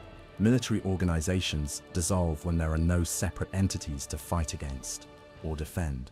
But these changes would not be experienced as social collapse by those undergoing the transformation. Instead, they would be perceived as the natural evolution of consciousness toward its true state of unity. The conflicts and competitions that had previously defined social interaction would be revealed as misunderstandings based on the false belief in separation. The hierarchies and inequalities that had created injustice would simply become impossible to maintain when everyone recognized their fundamental identity with everyone else. The Lord of Frenzied Flame's reign would therefore be characterized not by the exercise of power in any conventional sense, but by the systematic elimination of all the conditions that make the exercise of power necessary or meaningful. They would rule over a universe that was gradually returning to the state of perfect unity that had existed before the first distinction was drawn, before the first conscious being experienced itself as separate from the cosmic whole. This process would be irreversible, at least according to the philosophy of the Frenzied Flame. Once the conceptual frameworks that support individual existence had been dissolved, there would be no way to recreate them, because there would be no separate consciousness capable of conceiving of separation. The Lord of Frenzied Flame's transformation of the universe would be permanent because it would eliminate the very possibility of change or difference that would be necessary to undo it. Yet, even this ultimate transformation contains within itself a final contradiction that reflects the deepest philosophical problems with the Frenzied Flame's approach to existence. The Lord of Frenzied Flame claims to offer unity through dissolution, but their very existence as a distinct entity capable of wielding cosmic power contradicts the principle of unity they claim to serve. They become the ultimate ruler in the process of eliminating rulership, the final individual in the process of ending individuality. This contradiction suggests that the Frenzied Flame's solution to the problem of existence may be fundamentally flawed, that the unity it promises may be impossible to achieve through the means it employs. The Lord of Frenzied Flame may succeed in destroying everything that gives existence meaning, without actually achieving the perfect unity that would justify such destruction. They may create not cosmic harmony but cosmic emptiness, not the end of suffering, but the end of everything that could experience either suffering or joy. The question of whether the Lord of Frenzied Flame represents salvation or damnation ultimately depends upon fundamental philosophical assumptions about the nature and value of conscious experience. Those who believe that consciousness is inherently valuable, that individual existence has meaning and purpose worth preserving, despite its costs, will see the Lord as a force of ultimate destruction. Those who believe that consciousness is a mistake, that individual existence is a source of suffering that outweighs any possible benefits, will see the Lord as a liberator, offering the only genuine escape from an unbearable situation. The genius of Elden Ring's presentation of this choice is that it refuses to provide easy answers to these fundamental questions. The game presents the Lord of Frenzied Flame's mission as both horrifying and compelling, both an ultimate evil and a potential good, forcing players to confront their own assumptions about what makes existence worthwhile and what price they would be willing to pay to end suffering. In the end, the Lord of Frenzied Flame stands as perhaps the most radical character in all of Elden Ring's vast cast, representing possibilities so extreme that they challenge the very foundations of narrative itself. They offer not just a different ending to the story, but the end of the very possibility of stories. Not just a different form of rulership, but the end of the need for rulers. Not just a different solution to the world's problems, but the end of the possibility of problems. Whether this represents the ultimate wisdom or the ultimate folly remains, perhaps necessarily, an open question that each observer must answer for themselves, based on their own understanding of what it means to exist as a conscious being in a universe that seems designed to create both suffering and meaning in equal measure. Chapter 9. Hyetta's Pilgrimage. The making of a Maiden of Chaos. Among the many tragic figures whose stories intertwine with the Frenzied Flame, few illustrate the seductive power of its philosophy as clearly as Hyetta, the woman who began her journey as a potential finger maiden seeking to serve the Golden Order and ended it as a devoted apostle of chaos itself. Her transformation represents a microcosm of how the Frenzied Flame operates, turning the very devotion and spirituality that should serve as protection against corruption into vehicles for its spread. Hyetta's story begins in the most conventional way possible for someone in Elden Ring's world. She awakens to find herself alone and disoriented, with fragmented memories of a divine calling that she believes destines her to serve as a finger maiden. This role, traditionally one of the most honored positions in the Golden Order's hierarchy, would have made her a guide and spiritual companion to a tarnished warrior on their quest to become Elden Lord. Her initial presentation is that of an ideal candidate for such a position. She speaks with gentle authority about spiritual matters, demonstrates knowledge of the traditional protocols and rituals associated with her calling, and expresses a sincere desire to fulfill her divine purpose. There is nothing in her early appearances that suggests any predisposition toward heresy or rebellion. She seems to embody the very best qualities that the Golden Order seeks in its servants. But there are subtle signs from the beginning that something is not quite right with Hyetta's situation. Her memories of her calling are unusually vague, lacking the specific details and personal history that typically accompany genuine divine appointments. She seems to be operating more from abstract knowledge than from lived experience, as if she had learned about being a finger maiden rather than naturally growing into the role. More significantly, Hyetta suffers from a peculiar form of blindness that she describes as a spiritual rather than physical condition. She can perceive light and movement, but she cannot see clearly enough to navigate the world without assistance. This blindness creates an immediate dependency on others for guidance and support, making her naturally inclined to trust anyone who offers help or shows kindness toward her. It is this vulnerability that makes Hyetta such a perfect target for the Frenzied Flame's influence. Her genuine spiritual hunger, combined with her physical helplessness and incomplete memories, creates a psychological profile that is ideally suited for gradual corruption. She wants to serve a higher purpose, but she lacks the specific knowledge and experience that would allow her to distinguish between genuine divine calling and clever imitation. The process of Hyetta's corruption begins with acts of apparent kindness. The Tarnished, who encounters her, is invited to help alleviate her suffering by providing her with Shabriri grapes, items that are actually human eyes that have been touched by the Frenzied Flame. These grotesque offerings are presented to her as medicinal items that will help restore her vision, and her desperate desire to see clearly makes her willing to overlook their obviously disturbing nature. The consumption of these eyes serves multiple purposes in the corruption process. On a practical level, it provides Hyetta with temporary improvements in her vision, creating a tangible reward for her cooperation and making her more likely to continue accepting such offerings. On a psychological level, it begins to accustom her to accepting things that should be morally repugnant, gradually eroding her natural resistance to evil through incremental compromise. But most importantly, the eyes serve as a vector for the Frenzied Flame's spiritual influence. Each one contains traces of the madness that consumed its original owner, and consuming them allows that madness to take root in Hyetta's own consciousness. The process is gradual and subtle, beginning with minor changes in her speech patterns and thought processes that become more pronounced over time. As Hyetta's corruption progresses, her understanding of her own calling begins to shift. She starts to question whether her original memories of being chosen as a finger maiden were accurate, wondering if perhaps she was meant for a different form of service altogether. These doubts are not imposed from outside, but seem to arise naturally from her own reflection on her experiences, making them particularly powerful and difficult to resist. The geographical progression of Hyetta's journey mirrors her spiritual transformation. She moves from relatively safe and civilized areas toward increasingly dangerous and corrupted locations, each transition representing another step away from the Golden Order's influence and toward the Frenzied Flame's domain. By the time she reaches the final stages of her pilgrimage, she is operating in environments where the normal rules of reality no longer fully apply. Her transformation accelerates dramatically when she consumes what she believes to be a final Shabriri grape, but which is actually the eye of Vyke, the former Round Table Knight. who had been touched directly by the three fingers.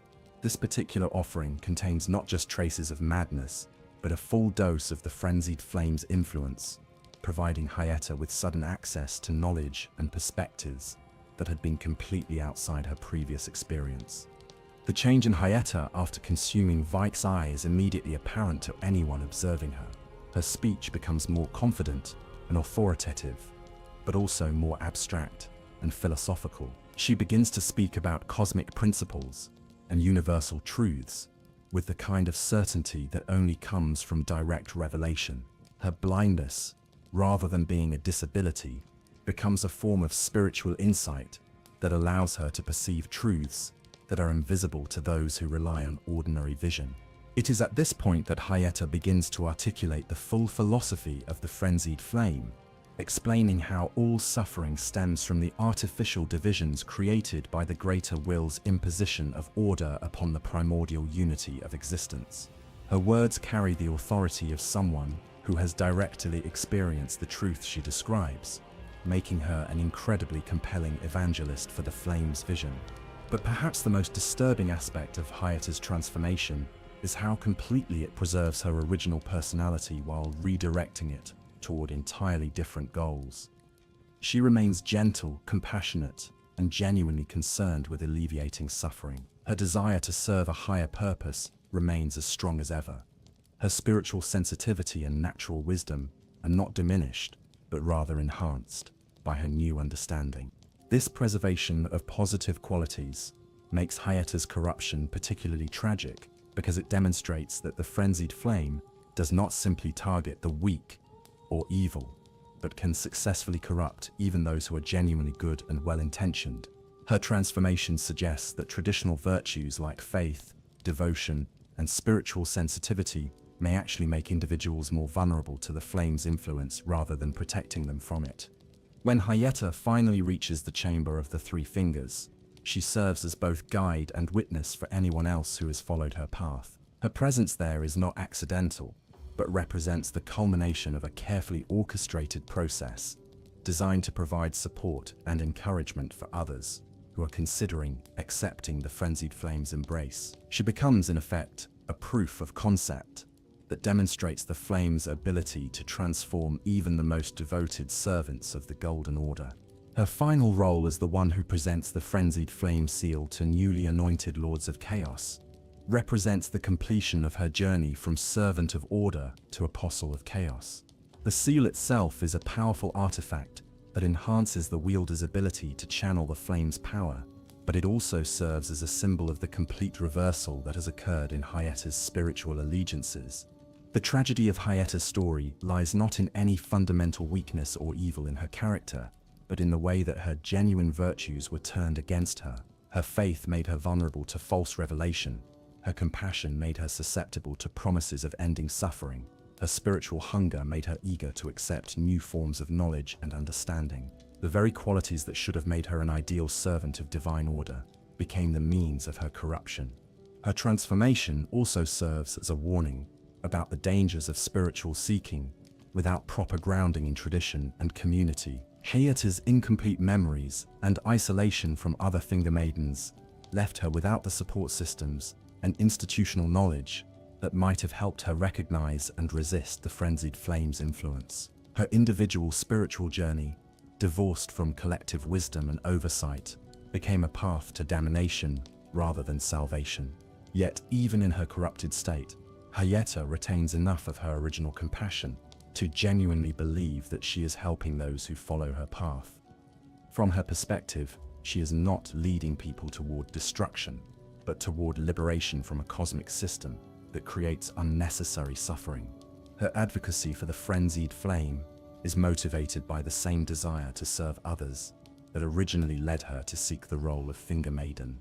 This sincere belief in the righteousness of her mission makes Hyetta one of the most effective servants of the frenzied flame, precisely because she is not consciously deceptive. Her corruption is complete enough that she genuinely believes in the truth of what she preaches, making her advocacy all the more compelling to those who encounter her. She represents the perfect synthesis of evil means and good intentions, corruption that is all the more dangerous because it is genuinely well-meaning. In the end, Hyetta's story serves as both a cautionary tale and a tragic illustration of how even the most sincere spiritual seeking can lead to corruption when it is not properly guided and supported.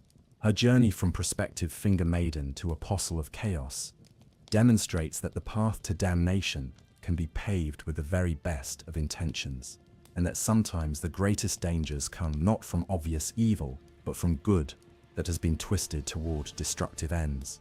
Chapter 10: The Merchant's Lament. Music, Memory, and Madness. To truly understand the Frenzied Flames' cultural impact on the lands between, we must listen carefully to the music that echoes through the world's most desolate places. The nomadic merchants, who survived the great caravan's persecution, carry with them more than just goods and services. They bear the musical memory of their people's suffering, preserved in haunting melodies that serve as both historical record and prophetic warning. The music of the nomadic merchants predates the Golden Order itself, reaching back to cultural traditions that emerged during the earliest ages of human civilization in the lands between. These melodies were originally created to accompany the long journeys between settlements, providing rhythm for walking and entertainment during the evening hours when caravans made camp. The songs told stories of distant places and ancient times, preserving knowledge and memory in a form that could be easily carried and shared. But the persecution and imprisonment of the great caravan fundamentally changed the nature of this musical tradition. The songs that had once celebrated the freedom of the open road became laments for that lost freedom. Melodies that had once told stories of discovery and adventure were transformed into expressions of grief and longing. The very instruments used to create the music were changed, crafted now from the bones and hide of animals that had died in captivity, rather than from materials freely gathered during travels. The most significant change in the merchants' music was the emergence of themes related to chaos and flame. These elements had always been present in their traditional songs, representing the cyclical nature of creation and destruction that governed natural processes. But after the summoning of the Three Fingers, these themes took on new meaning and urgency. The flames mentioned in the songs were no longer metaphorical representations of natural forces, but literal descriptions of the cosmic fire that the merchants had witnessed in their underground prison. The surviving merchants who escaped the subterranean shunning grounds carried these transformed songs with them as they resumed their nomadic existence. But their traveling was no longer the free wandering of earlier times. It was the restless movement of people who could never again find a place where they truly belonged. They had been marked by their experience of imprisonment and corruption, and that marking was audible in every note of their music.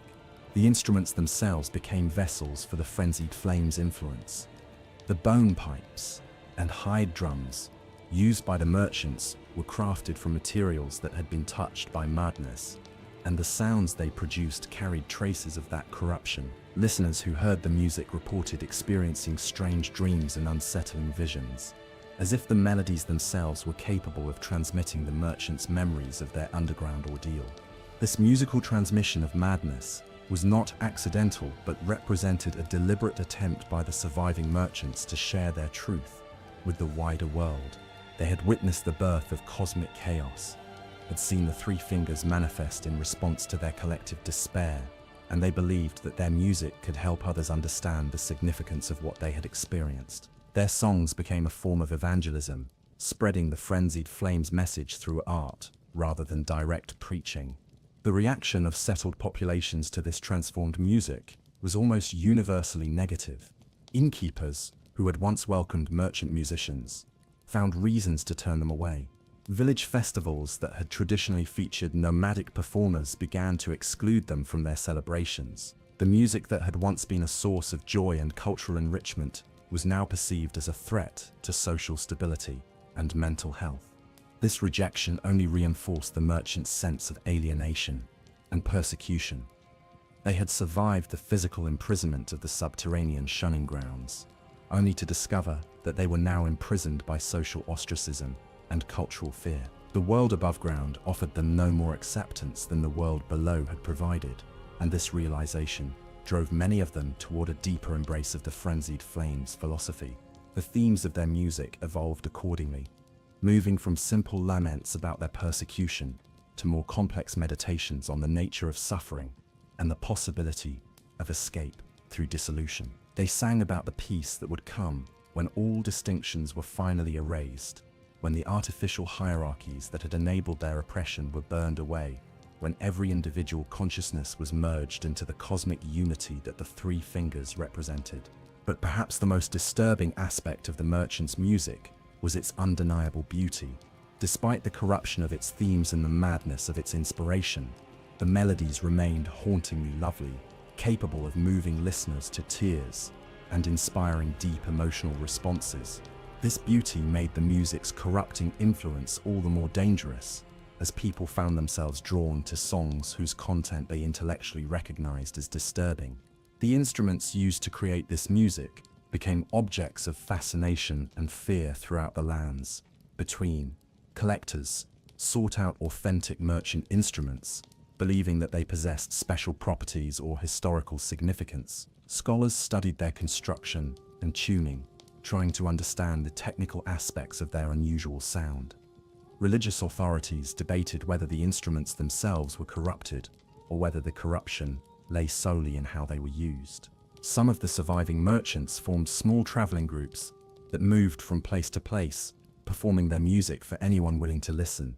These performances often took place in secluded locations, away from major settlements, attended by individuals who were themselves alienated from mainstream society. The audiences for merchant music tended to be composed of outcasts and dissidents, people who were already predisposed to question the authority and legitimacy of the Golden Order. These gatherings became informal recruitment events for the Frenzied Flames philosophy, as the merchants' music created an emotional context that made their message more compelling and believable. Listeners who might have rejected direct philosophical arguments about the nature of existence found themselves swayed by the combination of beautiful music and tragic personal testimony that the merchants provided. The merchants themselves seemed to understand the power of their music to influence others, and they used this understanding strategically to spread their message. They would begin their performances with traditional songs that were familiar and comforting to their audiences, gradually introducing more corrupted themes as the evening progressed. By the time the most disturbing content was presented, listeners had already been emotionally prepared to receive it with sympathy and understanding. The fear that this musical evangelism inspired among the authorities led to increasingly harsh measures designed to suppress it entirely. Merchants found carrying certain types of instruments were subject to immediate arrest. Songs with themes related to chaos or flame were banned from public performance. Even academic study of merchant musical traditions was discouraged or prohibited in many areas. But these suppression efforts only served to drive the music underground, where it continued to spread through informal networks of sympathizers and fellow travelers. The prohibition created a sense of forbidden knowledge that made the music even more attractive to those who were inclined toward rebellion or dissent. The very attempt to silence the merchants' songs ensured that they would be remembered and preserved by others who saw in their suppression evidence of the Golden Order's tyrannical nature. The legacy of the merchant's music extends far beyond its immediate role in spreading the Frenzied Flames' influence. It represents a form of cultural resistance that operates through beauty rather than violence, through art rather than politics. The merchants had discovered that music could carry ideas and emotions across social boundaries that would normally be impermeable to direct communication, allowing them to share their truth with people who would never have listened to conventional preaching or political argumentation. The survival of their musical tradition also serves as a reminder that culture can persist even under the most oppressive conditions. The merchants' songs outlasted the empire that had tried to destroy them, preserving not just their specific message, but their broader assertion that alternative ways of understanding existence are possible. Their music stands as proof that the human spirit can transform even the most profound suffering into something beautiful and meaningful. Yet the beauty of their music cannot fully disguise the horror of what it represents. The merchants' songs are ultimately expressions of a worldview that sees existence itself as a mistake, consciousness as a curse, and dissolution as the only escape from unbearable suffering. Their melodies may be lovely, but they sing of endings rather than beginnings, of unity through destruction rather than harmony through cooperation. The question of whether their music represents a legitimate form of spiritual expression or a dangerous form of cultural poison remains as contested as the Frenzied Flames philosophy itself. Those who have been broken by the world's cruelties may find in the merchant's songs a validation of their pain and a promise of eventual peace. Those who still believe in the possibility of meaning and purpose within existence may hear in the same melodies a seductive invitation to abandon the very struggle that gives life its significance. In the end, the merchant's music serves as a perfect embodiment of the Frenzied Flames' complex nature, beautiful and terrible, compelling and disturbing, offering both solace and damnation to those who listen with open hearts and minds. Chapter 11. The Underground Cathedral. Architecture of Cosmic Despair. In the deepest recesses of the subterranean shunning grounds, beyond the maze-like passages where the living struggle to survive, stands a structure that defies conventional understanding of sacred architecture. The Cathedral of the Forsaken represents more than just another ruined building in Elden Ring's landscape of decay. It is a monument to the complete inversion of divine purpose, a sacred space that has been transformed into the focal point for humanity's ultimate rejection of cosmic order. The cathedral's origins predate the Golden Order by countless centuries, reaching back to an age when the relationship between mortal consciousness and divine authority operated according to entirely different principles. The massive stone blocks used in its construction show evidence of techniques that have been lost to time, fitted together with such precision that no mortar was required to maintain their structural integrity. The building itself seems to have been carved from a single enormous piece of bedrock, creating seamless transitions between walls, floors, and ceilings that give the entire structure an organic quality despite its clearly artificial nature. The most immediately striking aspect of the cathedral's design is its inverted symbolism, where conventional religious architecture reaches upward toward the heavens, seeking to connect earthly worshippers with divine authority above. The Cathedral of the Forsaken delves downward into the earth's depths. Its spires, instead of piercing the sky, burrow deeper into the stone foundations of the world. Its windows, rather than admitting natural light from above, frame views of deeper caverns, where artificial flames cast dancing shadows on ancient walls. This architectural inversion reflects a fundamental theological statement about the nature of divine authority and human salvation. The cathedral's builders, whether they were the original constructors or later occupants who modified the structure, clearly believed that true spiritual truth was to be found not in aspiring toward cosmic order, but in descending to the foundations of existence itself. They sought revelation not in the light that shines from above, but in the darkness that rises from below. The interior spaces of the cathedral maintain this theme of inversion through every detail of their design and decoration.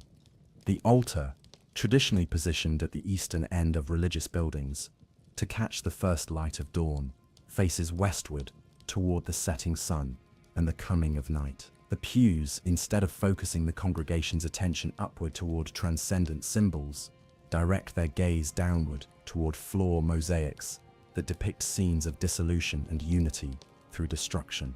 The most significant architectural feature of the cathedral is the enormous chamber that houses the three fingers themselves. This space exists in a state of impossible geometry, where the normal rules that govern the relationship between interior and exterior space seem to have been suspended. The chamber appears to be far larger than the building that contains it, with walls that curve away into distances that should not be possible given the cathedral's external dimensions. The approach to this central chamber is designed as a pilgrimage route that tests the commitment and resolve of anyone seeking audience with the three fingers. The path winds through a series of increasingly challenging obstacles, from narrow bridges spanning apparently bottomless chasms to precarious climbs across ancient tomb structures that threaten to collapse under the slightest misstep. Each stage of the journey requires not just physical skill, but psychological commitment, as the dangers faced are as much spiritual as they are material. The tombs that must be navigated to reach the Three Fingers are themselves remarkable examples of ancient funerary architecture. These structures were clearly designed to house the remains of beings of enormous importance, with burial chambers large enough to accommodate entities far larger than ordinary humans. The inscriptions on their walls are written in scripts so ancient that their meaning has been lost to time, but their general tone suggests that they commemorate beings who held authority over cosmic forces that predate the current age. The integration of these ancient tombs into the cathedral's overall design suggests that the building was constructed around pre-existing sacred sites, incorporating them into a larger architectural program that unified different historical periods and religious traditions. The result is a structure that operates simultaneously as a cathedral, a mausoleum, and a ritual space, serving multiple functions that would normally be kept separate in conventional religious architecture. The lighting throughout the cathedral comes entirely from artificial sources, primarily the yellow flames that are characteristic of the Frenzied flame's influence. These fires burn without apparent fuel or oxygen, casting a warm but unsettling light that makes all colors appear slightly wrong and all shadows seem deeper and more threatening than they should be. The flames themselves seem to possess a form of consciousness, flickering in patterns that suggest intelligence and purpose beyond mere combustion. The acoustic properties of the cathedral are as unusual as its visual characteristics. Sounds made in one part of the building can be heard clearly in distant chambers, while conversations held in adjacent rooms may be completely inaudible to each other. This selective transmission of sound creates an environment where privacy is impossible, but communication is unreliable, adding to the psychological pressure experienced by anyone spending extended time within the building. The cathedral's congregation, such as it is, consists primarily of those who have been broken by their experiences in the subterranean shunning grounds. These individuals gather in the various chambers and alcoves throughout the building, not for organized worship services, but for informal communion with others who share their understanding of the Frenzied Flame's truth. Their presence transforms the cathedral from a mere building into a living community, albeit one dedicated to purposes that most observers would find deeply disturbing. The rituals that take place within the cathedral are not formal liturgies, but spontaneous expressions of shared madness and collective purpose. Groups of worshippers will suddenly begin chanting in perfect unison, despite having never rehearsed their words. Individuals will remove their eyes and offer them to the flames, apparently experiencing this self-mutilation as a form of spiritual ecstasy rather than physical trauma. The boundary between individual will and collective compulsion becomes impossible to identify in these moments of shared transcendence. The cathedral also serves as a repository for artifacts and knowledge related to the Frenzied Flame's influence throughout history. Hidden chambers contain collections of documents that detail the flame's various manifestations in different time periods and locations. Ancient books describe rituals and practices that can enhance one's connection to the cosmic fire, while newer writings record the personal testimonies of those who have undergone transformation through contact with the Three Fingers. But perhaps the most significant function of the Cathedral of the Forsaken is its role as a threshold between the ordinary world and the realm of cosmic chaos that the Frenzied Flame represents. The building exists partially outside normal space and time, serving as a gateway through which the influence of the Three Fingers can enter the physical universe. The very act of construction seems to have weakened the barriers that normally separate different levels of reality, creating opportunities for forces that should remain abstract to manifest in tangible form. This threshold function explains why the cathedral's architecture seems to violate normal physical laws.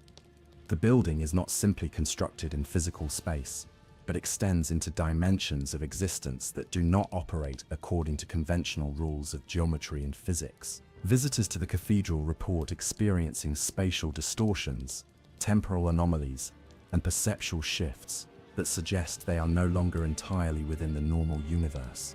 The psychological impact of the cathedral on its visitors is profound and lasting. Even those who enter with strong mental defenses and clear purposes find themselves affected by prolonged exposure to the building's influence. The combination of architectural disorientation, acoustic manipulation, and spiritual pressure creates an environment where normal rational thought processes become difficult to maintain. Many who enter the cathedral seeking answers to specific questions find themselves questioning everything they previously believed about the nature of existence itself. The cathedral's existence poses a fundamental challenge to conventional understanding of sacred architecture and religious purpose. Traditional religious buildings are designed to facilitate communication between human consciousness and divine authority, creating spaces where mortal limitations can be temporarily transcended through contact with something greater than individual existence. The Cathedral of the Forsaken serves a similar function, but the divine authority it connects with is fundamentally opposed to the preservation of individual consciousness and the maintenance of cosmic order. In this sense, the cathedral represents the architectural embodiment of the Frenzied Flames philosophy, the creation of sacred space dedicated to the elimination of the very concepts that make sacred space meaningful. It is a building designed to facilitate worship of a force that seeks to eliminate the possibility of worship by dissolving the distinction between worshipper and worshipped. The ultimate success of its purpose would render the cathedral itself meaningless, creating a perfect example of self-defeating architecture. Yet the cathedral continues to stand, continues to serve its function as a gathering place for those who have been touched by cosmic madness. Its persistence suggests that the Frenzied Flames' vision of universal dissolution may be more complex and contradictory than its adherents fully understand. The very fact that sacred space remains meaningful to those who claim to seek the end of all meaning indicates that the transformation they undergo may be less complete than they believe. The Cathedral of the Forsaken stands as both a monument to human suffering and a testament to the creative power that can emerge from even the most profound despair. Its builders succeeded in creating something genuinely beautiful and architecturally significant, even while dedicating their creation to purposes that most observers would consider evil. The building demonstrates that artistic achievement and moral corruption are not mutually exclusive, that beauty can serve the most destructive purposes just as effectively as it can serve constructive ones. In the end, the cathedral serves as a perfect physical representation of the Frenzied Flames' complex nature, simultaneously magnificent and terrible, inspiring and horrifying, offering both architectural wonder and spiritual danger to those brave or foolish enough to enter its shadowed halls. Chapter 12. Miquella's Needle, the only escape from chaos. In a world where the Frenzied Flames' influence seems absolute and irreversible, where the touch of the three fingers marks a soul for eternal service to cosmic chaos, there exists one artifact that offers the possibility of redemption and escape. Miquella's Needle represents more than just another magical item in Elden Ring's vast collection of mystical artifacts. It embodies the principle that no corruption, no matter how complete it appears, is entirely beyond the possibility of healing.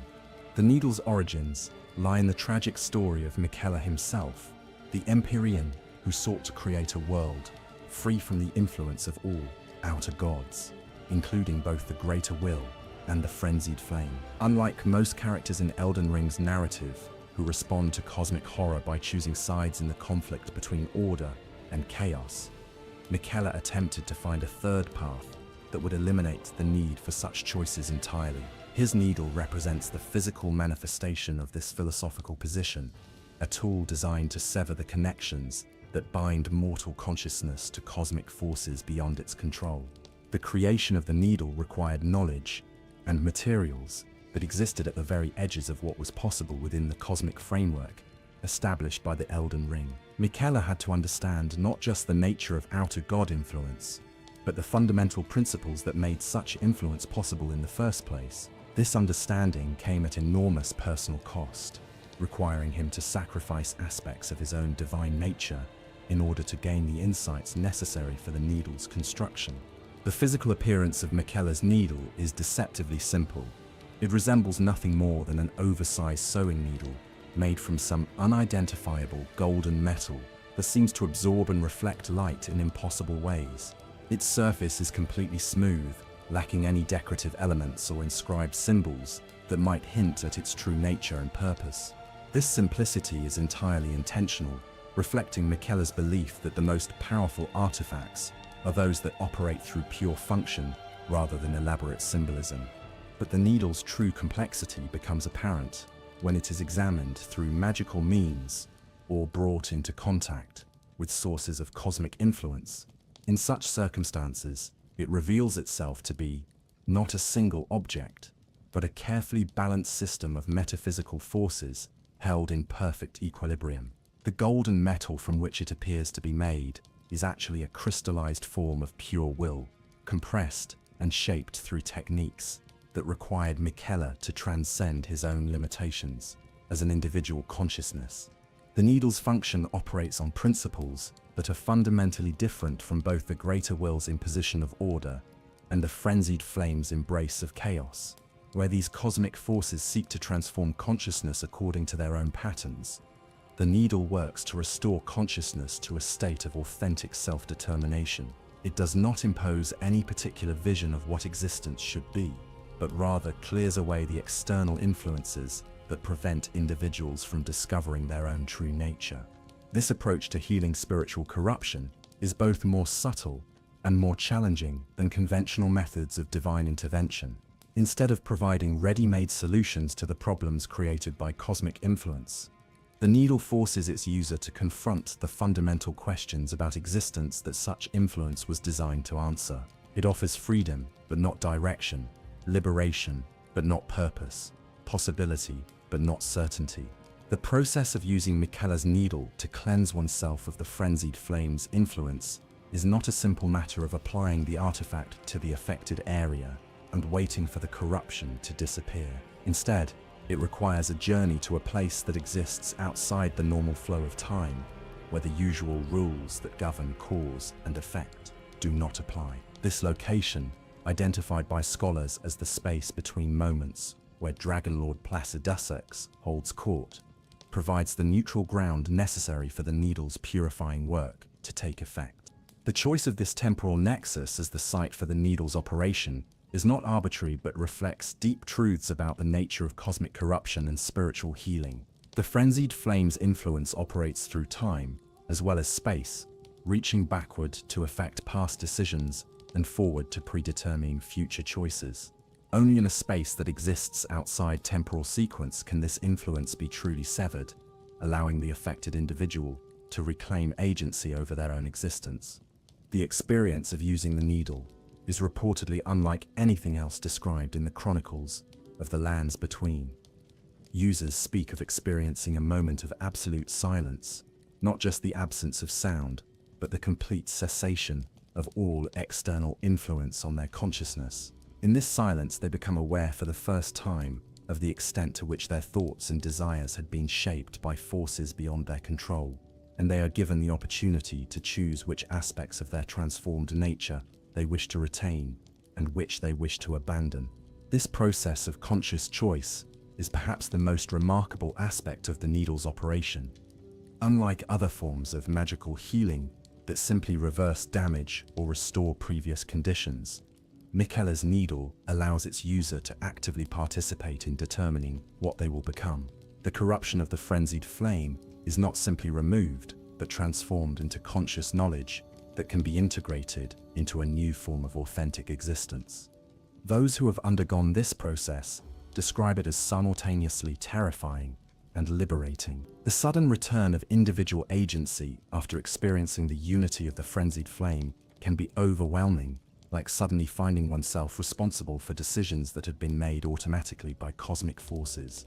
But this responsibility is also experienced as a profound gift, the restoration of the fundamental human capacity for self-determination that makes meaningful existence possible.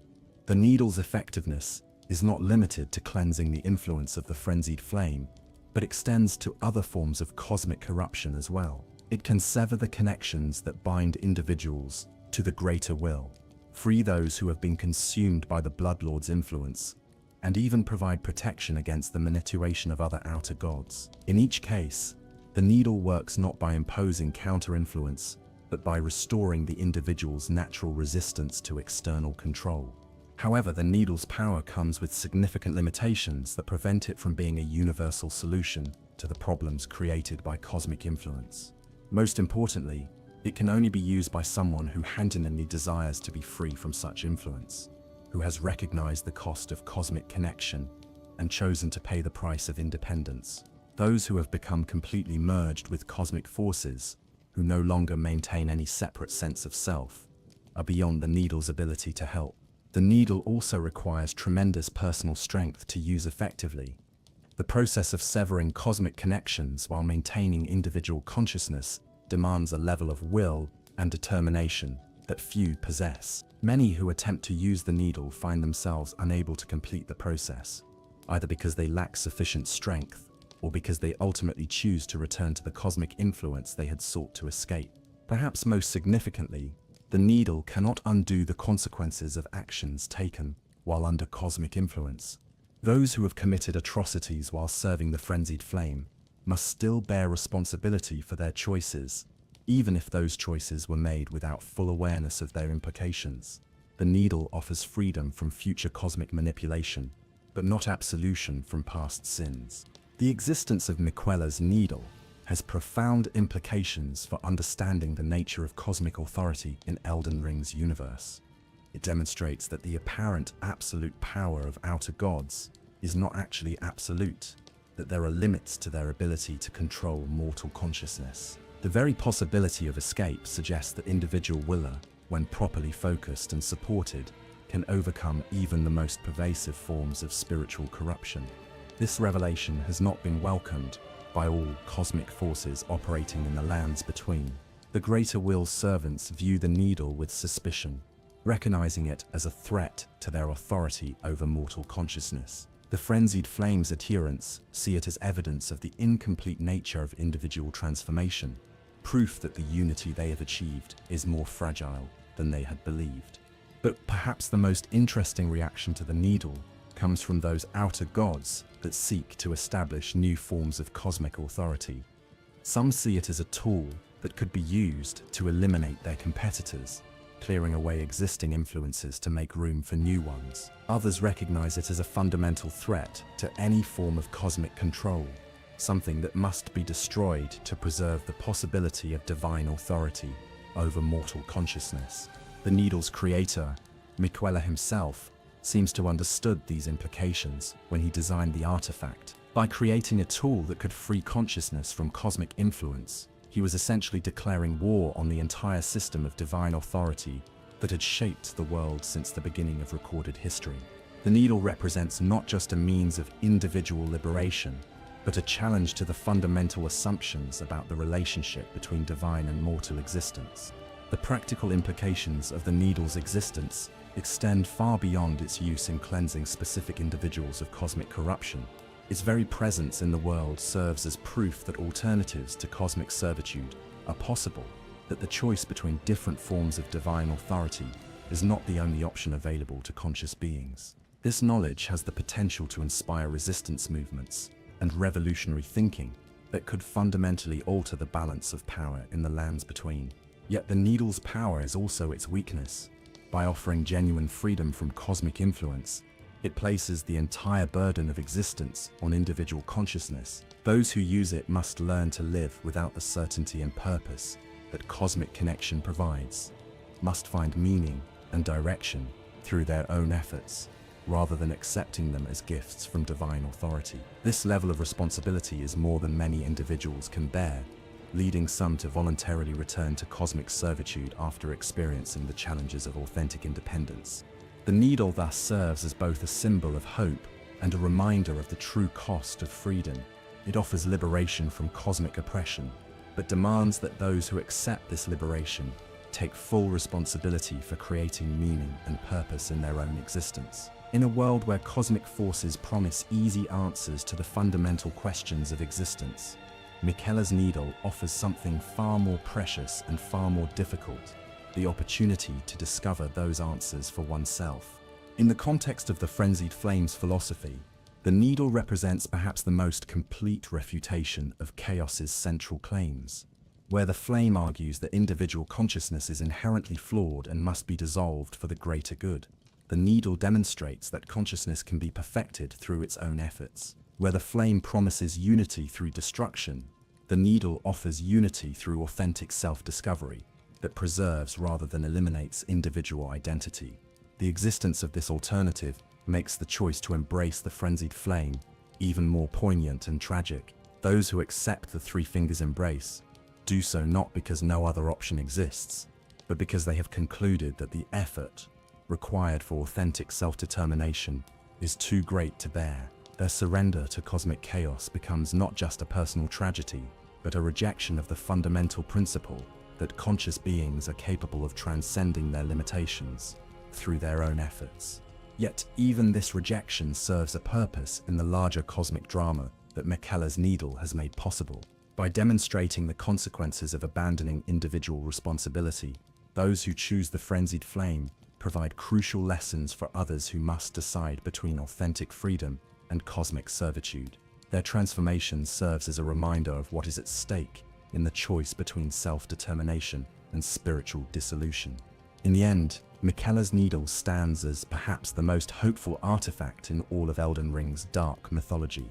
It proves that no corruption is absolute, that no cosmic influence is irresistible, that consciousness itself possesses the power to transcend any limitation imposed upon it by external forces. Its very existence transforms every choice between different forms of cosmic authority into a three-way decision that includes the option of rejecting cosmic authority entirely. This third option may be the most difficult path available, requiring tremendous courage and strength to walk successfully. But it is also the only path that offers the possibility of authentic existence, of meaning and purpose, created through conscious choice rather than imposed by divine mandate. In a universe where cosmic forces compete for control over mortal consciousness, Miquella's needle offers something far more precious: the opportunity to remain truly conscious, truly mortal, and truly free. Chapter 13.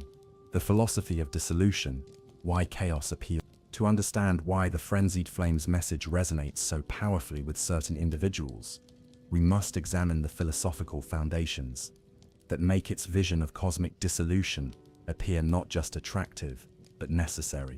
The flame's appeal is not based on simple destructiveness or nihilistic rebellion, but on a sophisticated critique of existence itself that addresses genuine problems with the structure of reality as it currently exists. The central premise of the Frenzied Flame's philosophy begins with an observation that few conscious beings can deny: existence involves suffering. This suffering is not merely an unfortunate side effect of imperfect conditions that could be improved through better governance or social reform, but an inevitable consequence of the very structure that makes individual consciousness possible. To be aware of oneself as separate from other beings is to create the possibility of loss, loneliness, and conflict. To experience oneself as existing in time is to face the certainty of change, decay, and eventual death. From this starting point, the Flame's philosophy develops a comprehensive analysis of why all attempted solutions to the problem of suffering are ultimately doomed to failure. Political reforms that reduce inequality and injustice may alleviate some forms of suffering, but they cannot eliminate the fundamental condition of separation that makes suffering possible. Religious systems that promise redemption and eternal life may provide comfort and hope, but they cannot change the basic fact that individual consciousness experiences itself as isolated from other forms of consciousness. Even the most successful attempts to create happiness and fulfillment are revealed by the Flame's analysis to be temporary distractions from the underlying problem rather than genuine solutions. Love brings joy, but also creates the possibility of heartbreak. Achievement provides satisfaction, but also establishes new standards that create anxiety about future failures. Knowledge offers understanding, but also reveals new forms of ignorance and uncertainty that were previously invisible. The Frenzied Flame's critique extends beyond individual psychology to encompass the entire cosmic structure that governs existence in the lands between. The Greater Will's imposition of order through the Elden Ring is revealed to be not a solution to cosmic problems, but their ultimate source. By creating categories and distinctions, by establishing hierarchies and differences, the cosmic order ensures that some beings will always exist in positions of disadvantage relative to others. This analysis leads to what the flame presents as an inevitable conclusion. The only way to eliminate suffering is to eliminate the conditions that make suffering possible. Since suffering stems from separation, the solution must involve the dissolution of all boundaries between individual consciousness.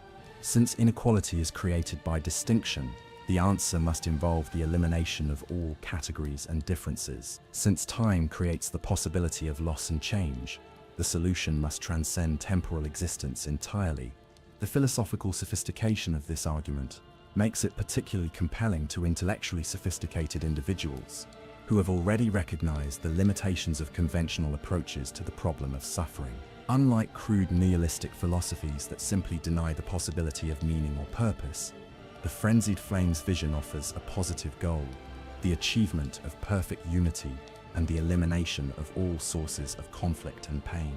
The Flame's promise of unity through dissolution also appeals to those who have experienced the isolation and alienation that characterize much of individual existence. The longing for genuine connection with others, for escape from the prison of individual consciousness, for participation in something larger than personal concerns, is a fundamental human drive that the flame claims to satisfy completely. Instead of the partial and temporary connections offered by ordinary relationships, the flame promises absolute and eternal unity with all existence.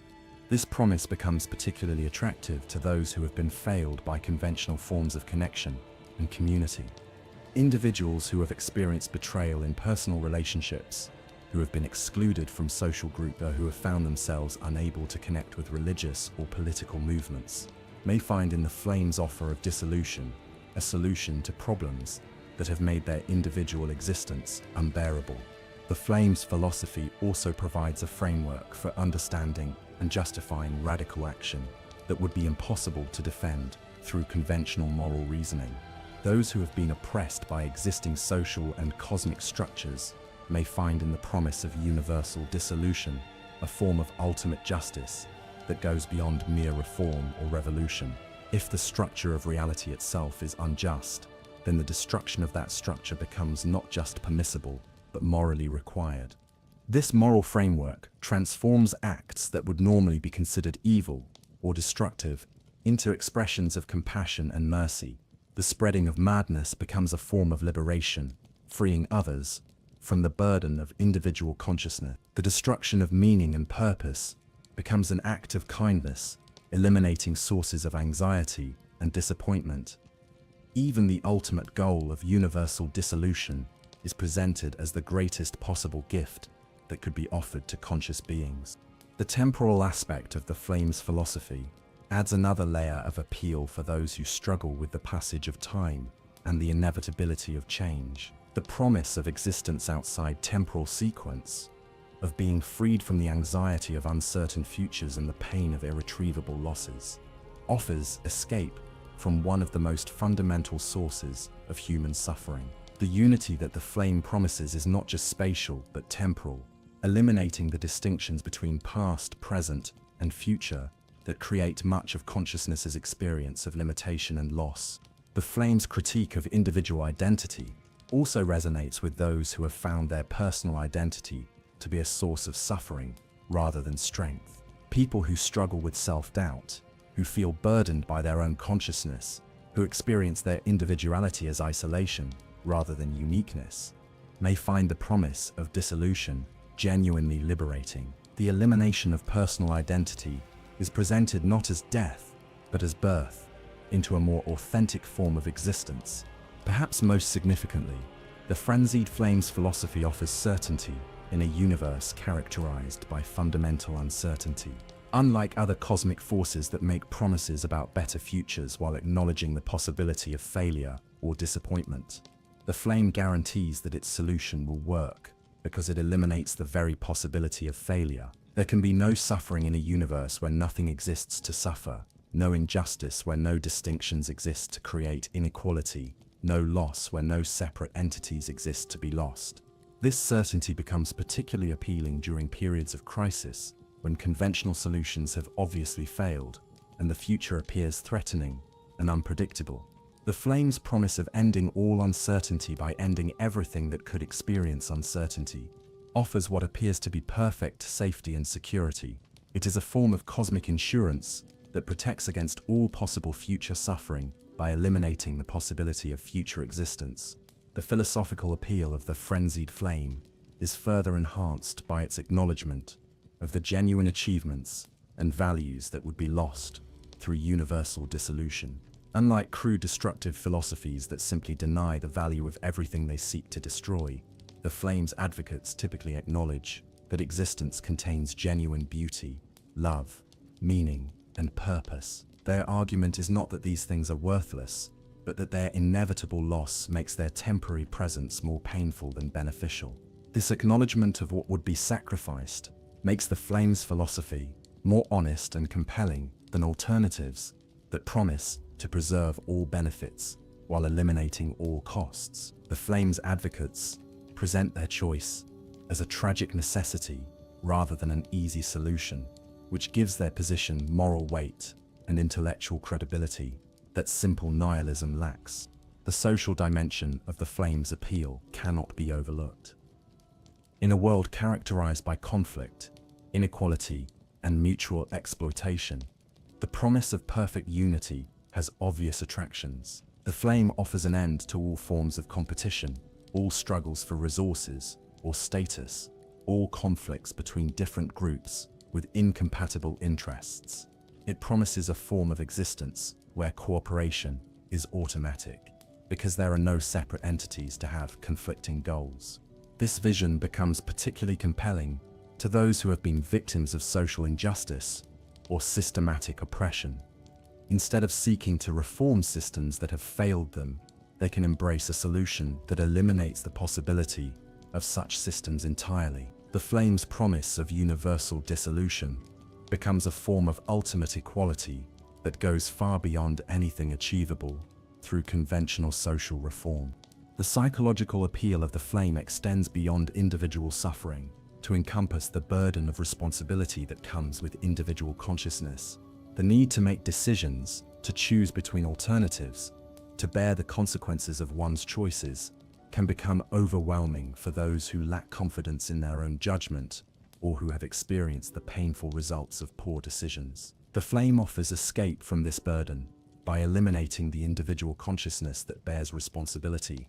Yet perhaps the most profound aspect of the frenzied flame's philosophical appeal lies in its offer of transcendence without effort. Where other paths to cosmic significance require tremendous personal growth, sacrifice, and sustained commitment, the flame promises immediate unity with the cosmic whole through simple acceptance of dissolution. It offers enlightenment without the need for wisdom, salvation without the requirement for virtue, transcendence without the effort of self-improvement. This promise of effortless transcendence appeals particularly to those who have attempted other paths to spiritual fulfillment and found them too difficult or demanding. Instead of requiring years of study, meditation, moral development, or service to others, the flame offers instant transformation through surrender to forces greater than individual will. It provides all the benefits of cosmic connection without any of the work traditionally required to achieve such connection. The ultimate irony of the frenzied flame's philosophical appeal is that it achieves its persuasive power by addressing genuine problems and offering a solution that would indeed solve them, but only at a cost that makes the solution worse than the original problems. The flame's analysis of suffering, separation, and cosmic injustice is largely accurate, and its proposed solution would indeed eliminate these issues. But the price of this solution, the elimination of everything that makes existence meaningful, transforms the cure into a form of death that is absolute and irreversible. Understanding this philosophical framework helps explain why the flame's influence is not limited to the obviously desperate or mentally unstable, but can attract intelligent, thoughtful individuals who have genuinely grappled with the fundamental problems of existence. Their embrace of dissolution is not a failure of reason, but the logical conclusion of a philosophical system that begins with accurate observations about the nature of suffering and follows them to their ultimate conclusion. The tragedy of the frenzied flame lies not in the falseness of its promises, but in their truth. It can indeed deliver everything it offers: the end of suffering, perfect unity, escape from the burdens of individual existence. The question that each potential adherent must answer is whether these benefits justify the cost of losing everything else that makes existence worthwhile. Chapter 14. The Cosmic Implications. What the Three Fingers really represent. To fully comprehend the significance of the Three Fingers and the frenzied flame within the broader cosmology of Elden Ring, we must step back from individual stories of corruption and transformation to examine what these forces represent in the larger context of cosmic evolution and divine authority. The Three Fingers are not merely another outer god seeking dominion over the lands between, but rather the embodiment of a fundamental principle that challenges the very concept of cosmic order itself. The relationship between the two fingers and the three fingers suggests a cosmic duality that operates on levels far more profound than simple opposition between order and chaos. The mathematical relationship between these numbers, 2 representing division and distinction, 3 representing synthesis and resolution, hints at a cosmological framework where the apparent conflict between these forces is actually part of a larger pattern that encompasses both. In many mystical traditions, the number 2 represents the first and most fundamental form of cosmic division, the separation of unity into duality that makes all subsequent distinctions possible. The two fingers, as representatives of the greater will, embody this principle of creative division. Through their influence, the undifferentiated oneness of primordial existence is divided into categories: self and other, light and dark, life and death, sacred and profane. These distinctions make meaning and purpose possible, but they also create the conditions that enable suffering and conflict. The number 3, by contrast, represents the principle of synthesis that resolves the tensions created by duality. In classical dialectical thinking, thesis and antithesis give rise to synthesis, a third term that incorporates elements of both while transcending their opposition. The three fingers can be understood as representing this synthetic principle applied to cosmic evolution, offering a resolution to the problems created by the greater will's imposition of distinction and hierarchy. But the three fingers version of synthesis is radical, beyond anything contemplated by conventional dialectical philosophy, where traditional synthesis seeks to preserve the best elements of thesis and antithesis, while eliminating their contradictions. The three fingers offer a synthesis that eliminates both thesis and antithesis entirely, returning to a form of unity that predates the emergence of duality itself. This cosmic function explains why the three fingers cannot be understood simply as evil forces seeking to destroy good things.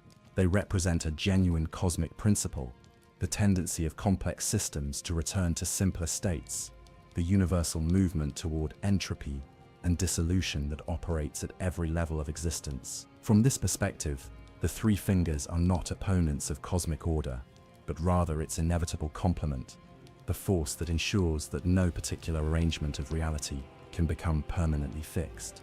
The existence of this principle has profound implications for understanding the nature of divine authority in Elden Ring's universe. If the three fingers represent an inevitable cosmic tendency toward dissolution, then the greater will's attempt to establish permanent order through the Elden Ring is not just difficult, but ultimately impossible. Every structure that the greater will creates, every hierarchy it establishes, every distinction it maintains, contains within itself the seeds of its own dissolution.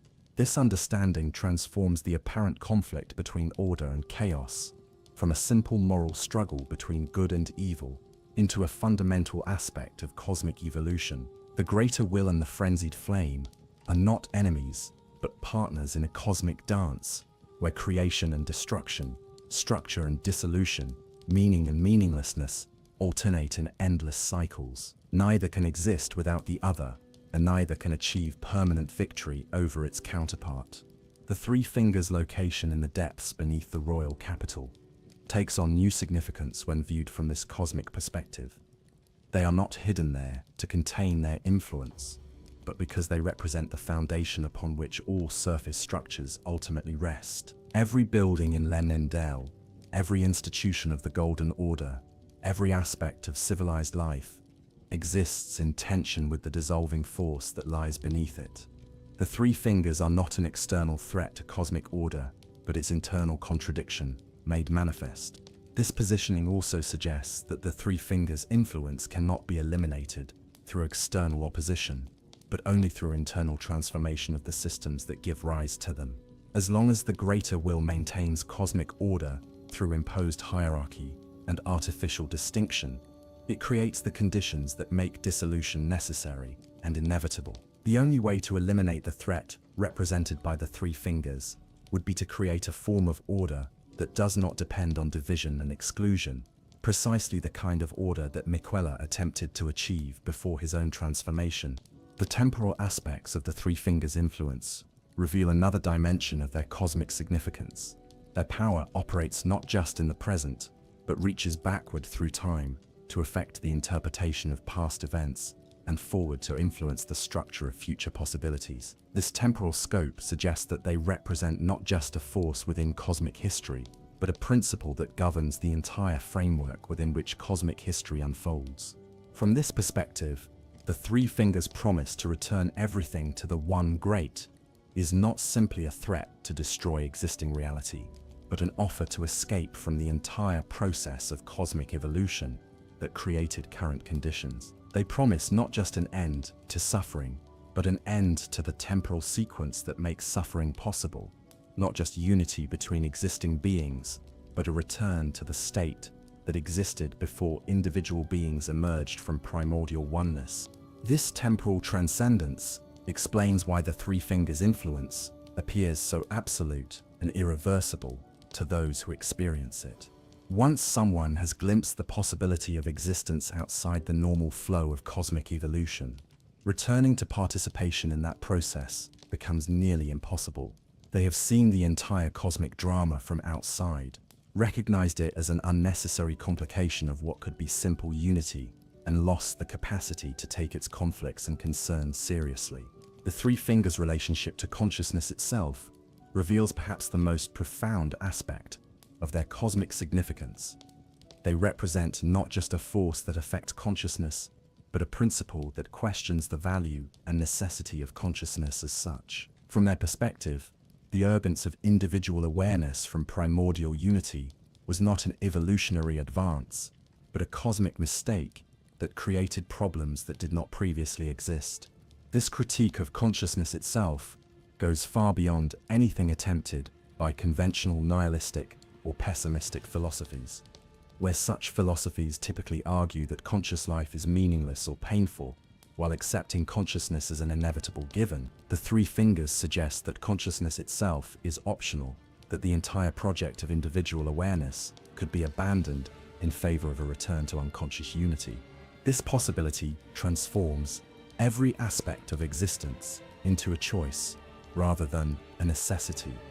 The struggles and achievements that define individual life, the relationships and conflicts that create meaning and purpose, the growth and learning that characterize personal development, all of these become optional activities that conscious beings engage in by choice, rather than inevitable aspects of what it means to exist. The cosmic implications of this choice are staggering. If consciousness is optional, then every form of meaning, purpose, value, and significance that depends on conscious awareness becomes optional as well. Art, love, knowledge, virtue, justice, beauty. All of these would lose their absolute value and become merely preferences that some conscious beings happen to enjoy, rather than objective goods that justify the costs of existence. Yet this relativization of value also opens up possibilities that are foreclosed by systems that treat consciousness and its products as absolute goods. If consciousness is chosen rather than imposed, then it becomes possible to evaluate whether the benefits it provides justify the costs it entails. If meaning and purpose are options rather than necessities, then it becomes possible to consider whether their absence might be preferable to their presence. The three fingers represent the cosmic embodiment of this possibility, the option to choose unconscious unity over conscious separation, simple existence over complex meaning, peace through dissolution over fulfillment through achievement. They stand as a permanent reminder that the entire project of individual consciousness and cosmic evolution could be abandoned at any time in favor of something simpler and potentially more satisfying. This cosmic function explains why the three fingers cannot be defeated through conventional means. They are not external enemies that can be conquered, but internal possibilities that exist within the structure of existence itself. As long as consciousness creates suffering, as long as individuality creates isolation, as long as meaning creates the possibility of meaninglessness, the option represented by the three fingers will continue to exist. The only way to eliminate their appeal would be to create forms of consciousness that do not generate the problems they promise to solve. Consciousness without suffering, individuality without isolation, meaning without the possibility of loss. Whether such forms of existence are possible remains an open question, but the three fingers stand as a constant challenge to develop them or accept the consequences of failing to do so. In the end, the three fingers represent not just another force within Elden Ring's cosmic drama, but a fundamental aspect of existence itself. The principle that everything that comes into being also contains within itself the possibility of returning to non-being. They embody the cosmic option to choose simplicity over complexity, unity over diversity, unconscious peace over conscious struggle. Whether this option represents wisdom or madness, salvation or damnation, depends entirely on how one evaluates the relative merits of existence and non-existence, consciousness and unconsciousness, meaning and meaninglessness. The three fingers do not impose their choice on anyone, but simply ensure that the choice remains available to those who find the alternatives inadequate. In a universe where cosmic forces compete for control over consciousness, the three fingers offer something unique: the opportunity to opt out of the competition entirely, to choose neither victory nor defeat, but the elimination of the battlefield itself. Whether this represents the ultimate wisdom or the ultimate folly remains, perhaps necessarily, a question that each conscious being must answer for themselves. Epilogue: the eternal choice between fire and flame. As our journey through the dark corridors of the subterranean shunning grounds comes to an end, as we emerge from the depths where chaos was born and madness took root, we carry with us more than just knowledge of ancient events and forgotten tragedies. We bear witness to one of the most profound philosophical questions ever posed in the medium of interactive entertainment. What price are we willing to pay for the elimination of suffering?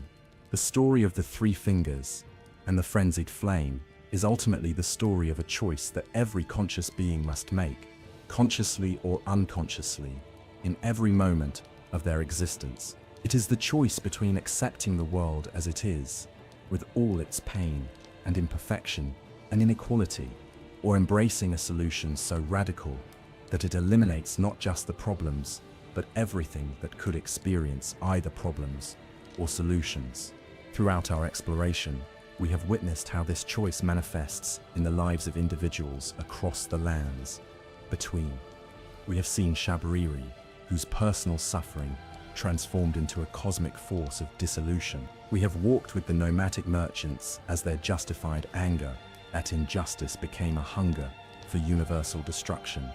We have watched Vyke, the noblest of knights, sacrifice everything he claimed to protect in pursuit of a love that became indistinguishable from annihilation. We have stood with Hyetta as her sincere desire to serve divine purpose led her to apostleship of chaos itself. We have listened to the haunting music of a displaced people whose cultural memory became a vehicle for madness. We have explored the architectural nightmare of the Cathedral of the Forsaken, where sacred space was transformed into a gateway for cosmic dissolution. Each of these stories illustrates a different aspect of how the frenzied flame operates, how it finds its way into human hearts through the very virtues and aspirations that should serve as protection against corruption. The flame does not target the obviously evil or the clearly mad. It seeks out those whose nobility and compassion make them vulnerable to promises of ending suffering through ending everything that could suffer. This pattern reveals something crucial about the nature of evil in Elden Ring's universe.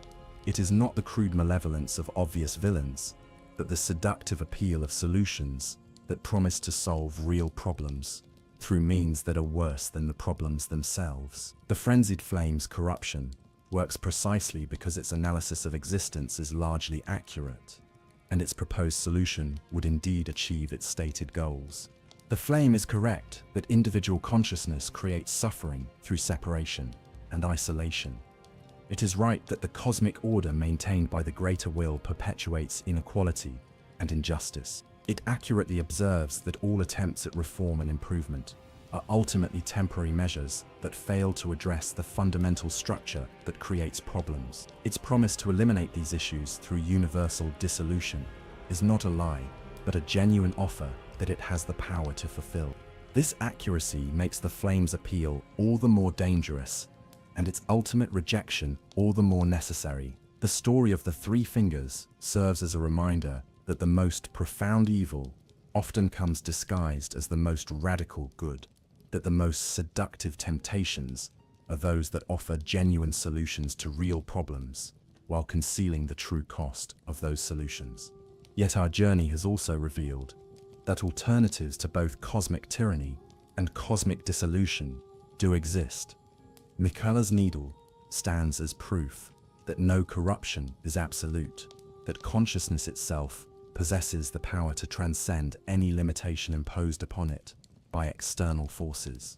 The needle's existence transforms every choice between different forms of cosmic authority into a three-way decision that includes the option of rejecting cosmic authority entirely. This third option, the path of authentic self-determination, may be the most difficult available, requiring tremendous courage and strength to walk successfully. But it is also the only path that offers the possibility of existence that is genuinely meaningful, because it is genuinely chosen rather than imposed by external forces or achieved through the elimination of the capacity for choice. The philosophical framework revealed through our exploration extends far beyond the specific events of Elden Ring's narrative to encompass fundamental questions about the nature of existence, consciousness, and value that every thinking being must eventually confront. The choice between preservation and dissolution, between meaning and peace, between individual responsibility and cosmic unity, is not unique to the fictional world of the Lands Between, but reflects real dilemmas that conscious beings face in every age and every context. The genius of From Software's presentation of these themes lies in their refusal to provide easy answers or obvious moral guidance. The Frenzied Flame's vision of universal dissolution is presented as both horrifying and compelling, both ultimate evil and potential salvation, forcing players to confront their own assumptions about what makes existence worthwhile and what price they would be willing to pay to escape suffering. This ambiguity is not a failure of narrative clarity, but a recognition that the deepest philosophical questions do not have simple answers.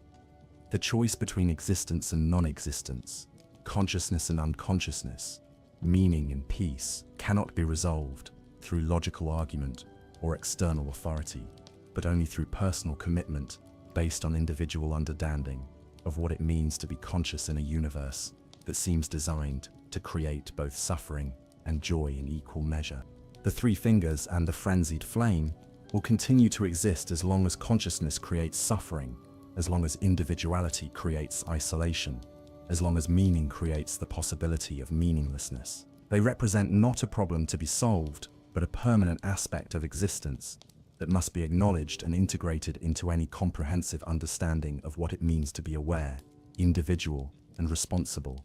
Their presence in the depths beneath the royal capital serves as a constant reminder that the foundations of any order, no matter how golden or how perfect it appears on the surface, rest upon the possibility of dissolution. Every structure contains within itself the seeds of its own destruction.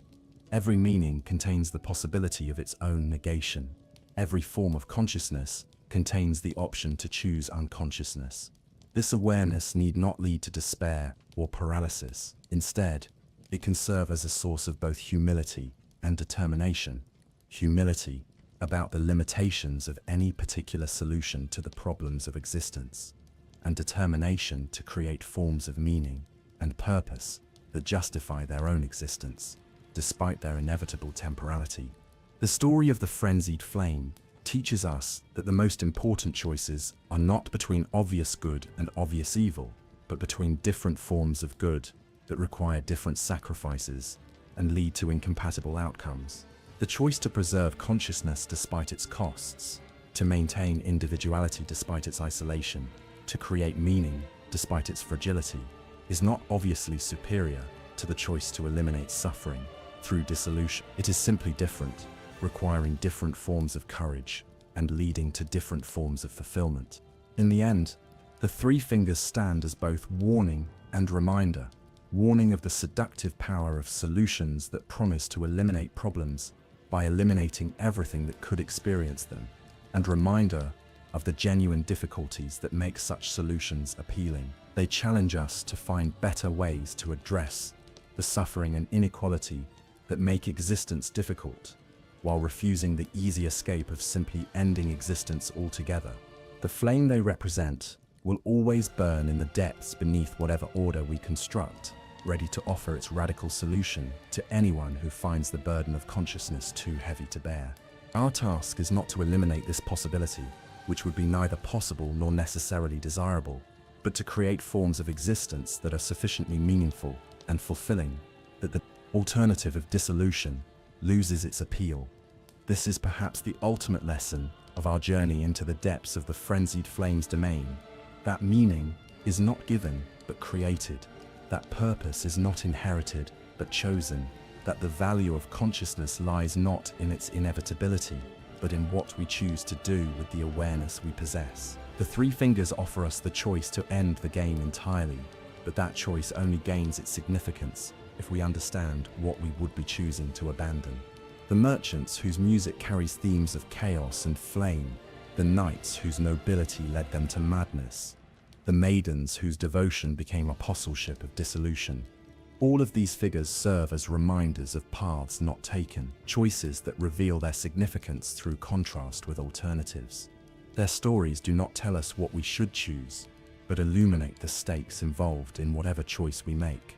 As we conclude our exploration of this dark corner of Elden Ring's mythology, we carry with us an understanding that transforms how we see, not just the fictional world of the lands between, but the real world in which we live our daily lives. The questions raised by the Frenzied Flame about suffering and meaning, about individual and collective good, about the price of peace and the cost of consciousness, are not abstract philosophical puzzles, but urgent practical concerns that shape every significant decision we make.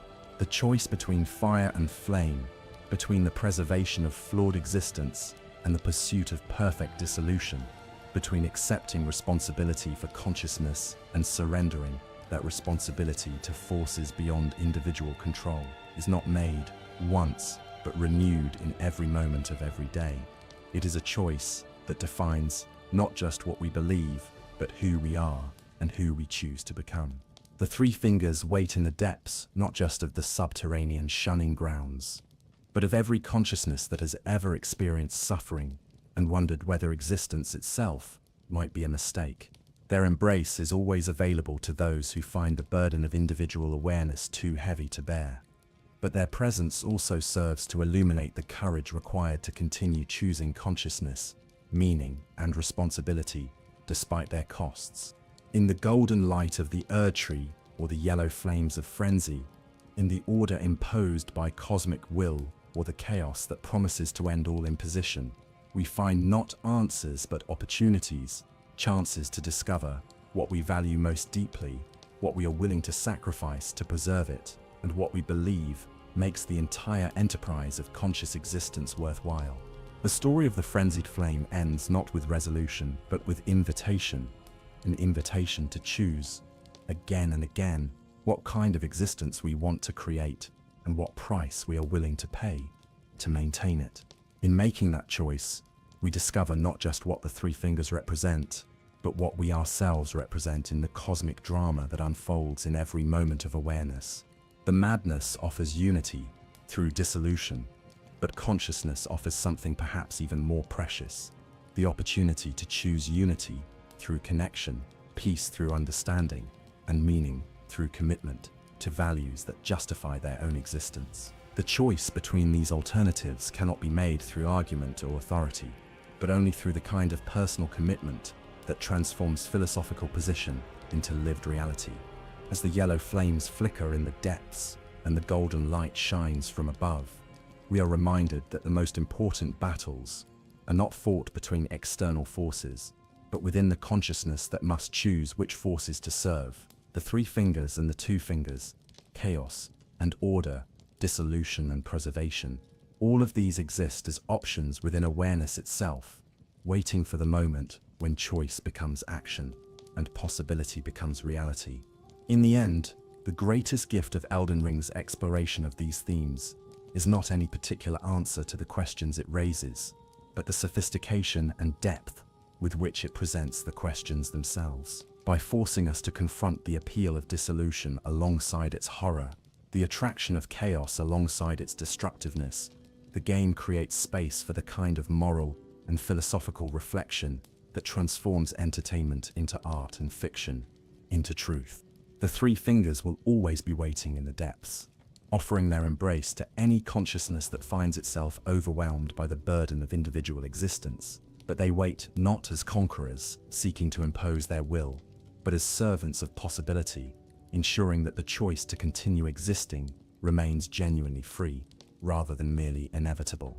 Whether we choose fire or flame, order or chaos, preservation or dissolution, the significance of our choice lies not in its conformity to external standards, but in its authenticity to our deepest understanding of what consciousness means and what it makes possible. In making that choice with full awareness of its implications and alternatives, we transform ourselves from passive victims of cosmic forces into active participants in the ongoing creation of meaning and value.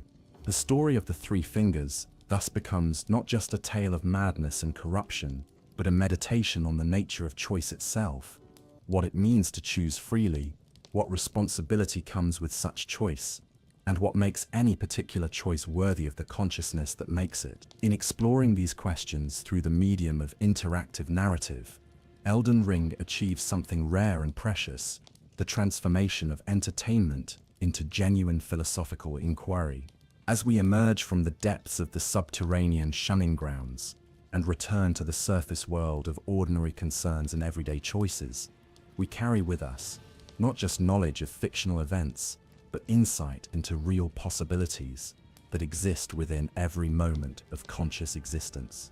The choice between meaning and peace, between individual responsibility and cosmic unity, between the preservation of flawed existence and the pursuit of perfect dissolution, continues to shape our lives long after we have finished exploring the virtual world where these themes were first encountered.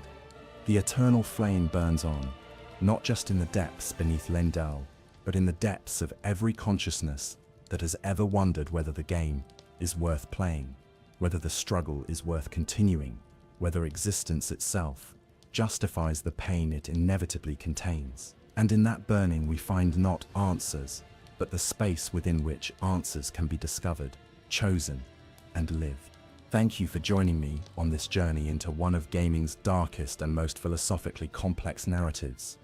The story of the Three Fingers and the Frenzied Flame reminds us why we love these deep, intricate mythologies that challenge us to think beyond simple tales of heroism and villainy.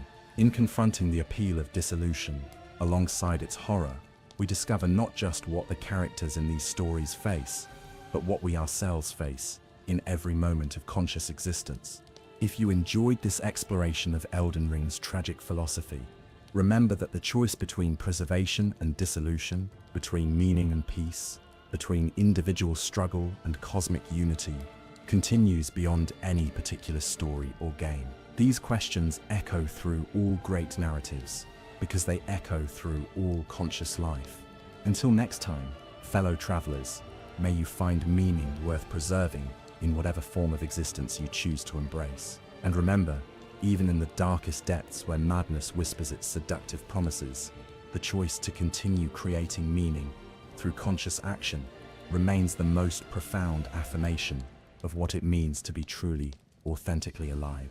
Sleep well, and may your dreams be filled, not with chaos and flame, but with the quiet courage required to choose existence over dissolution, meaning over peace, and the beautiful struggle of consciousness over the terrible simplicity of the void.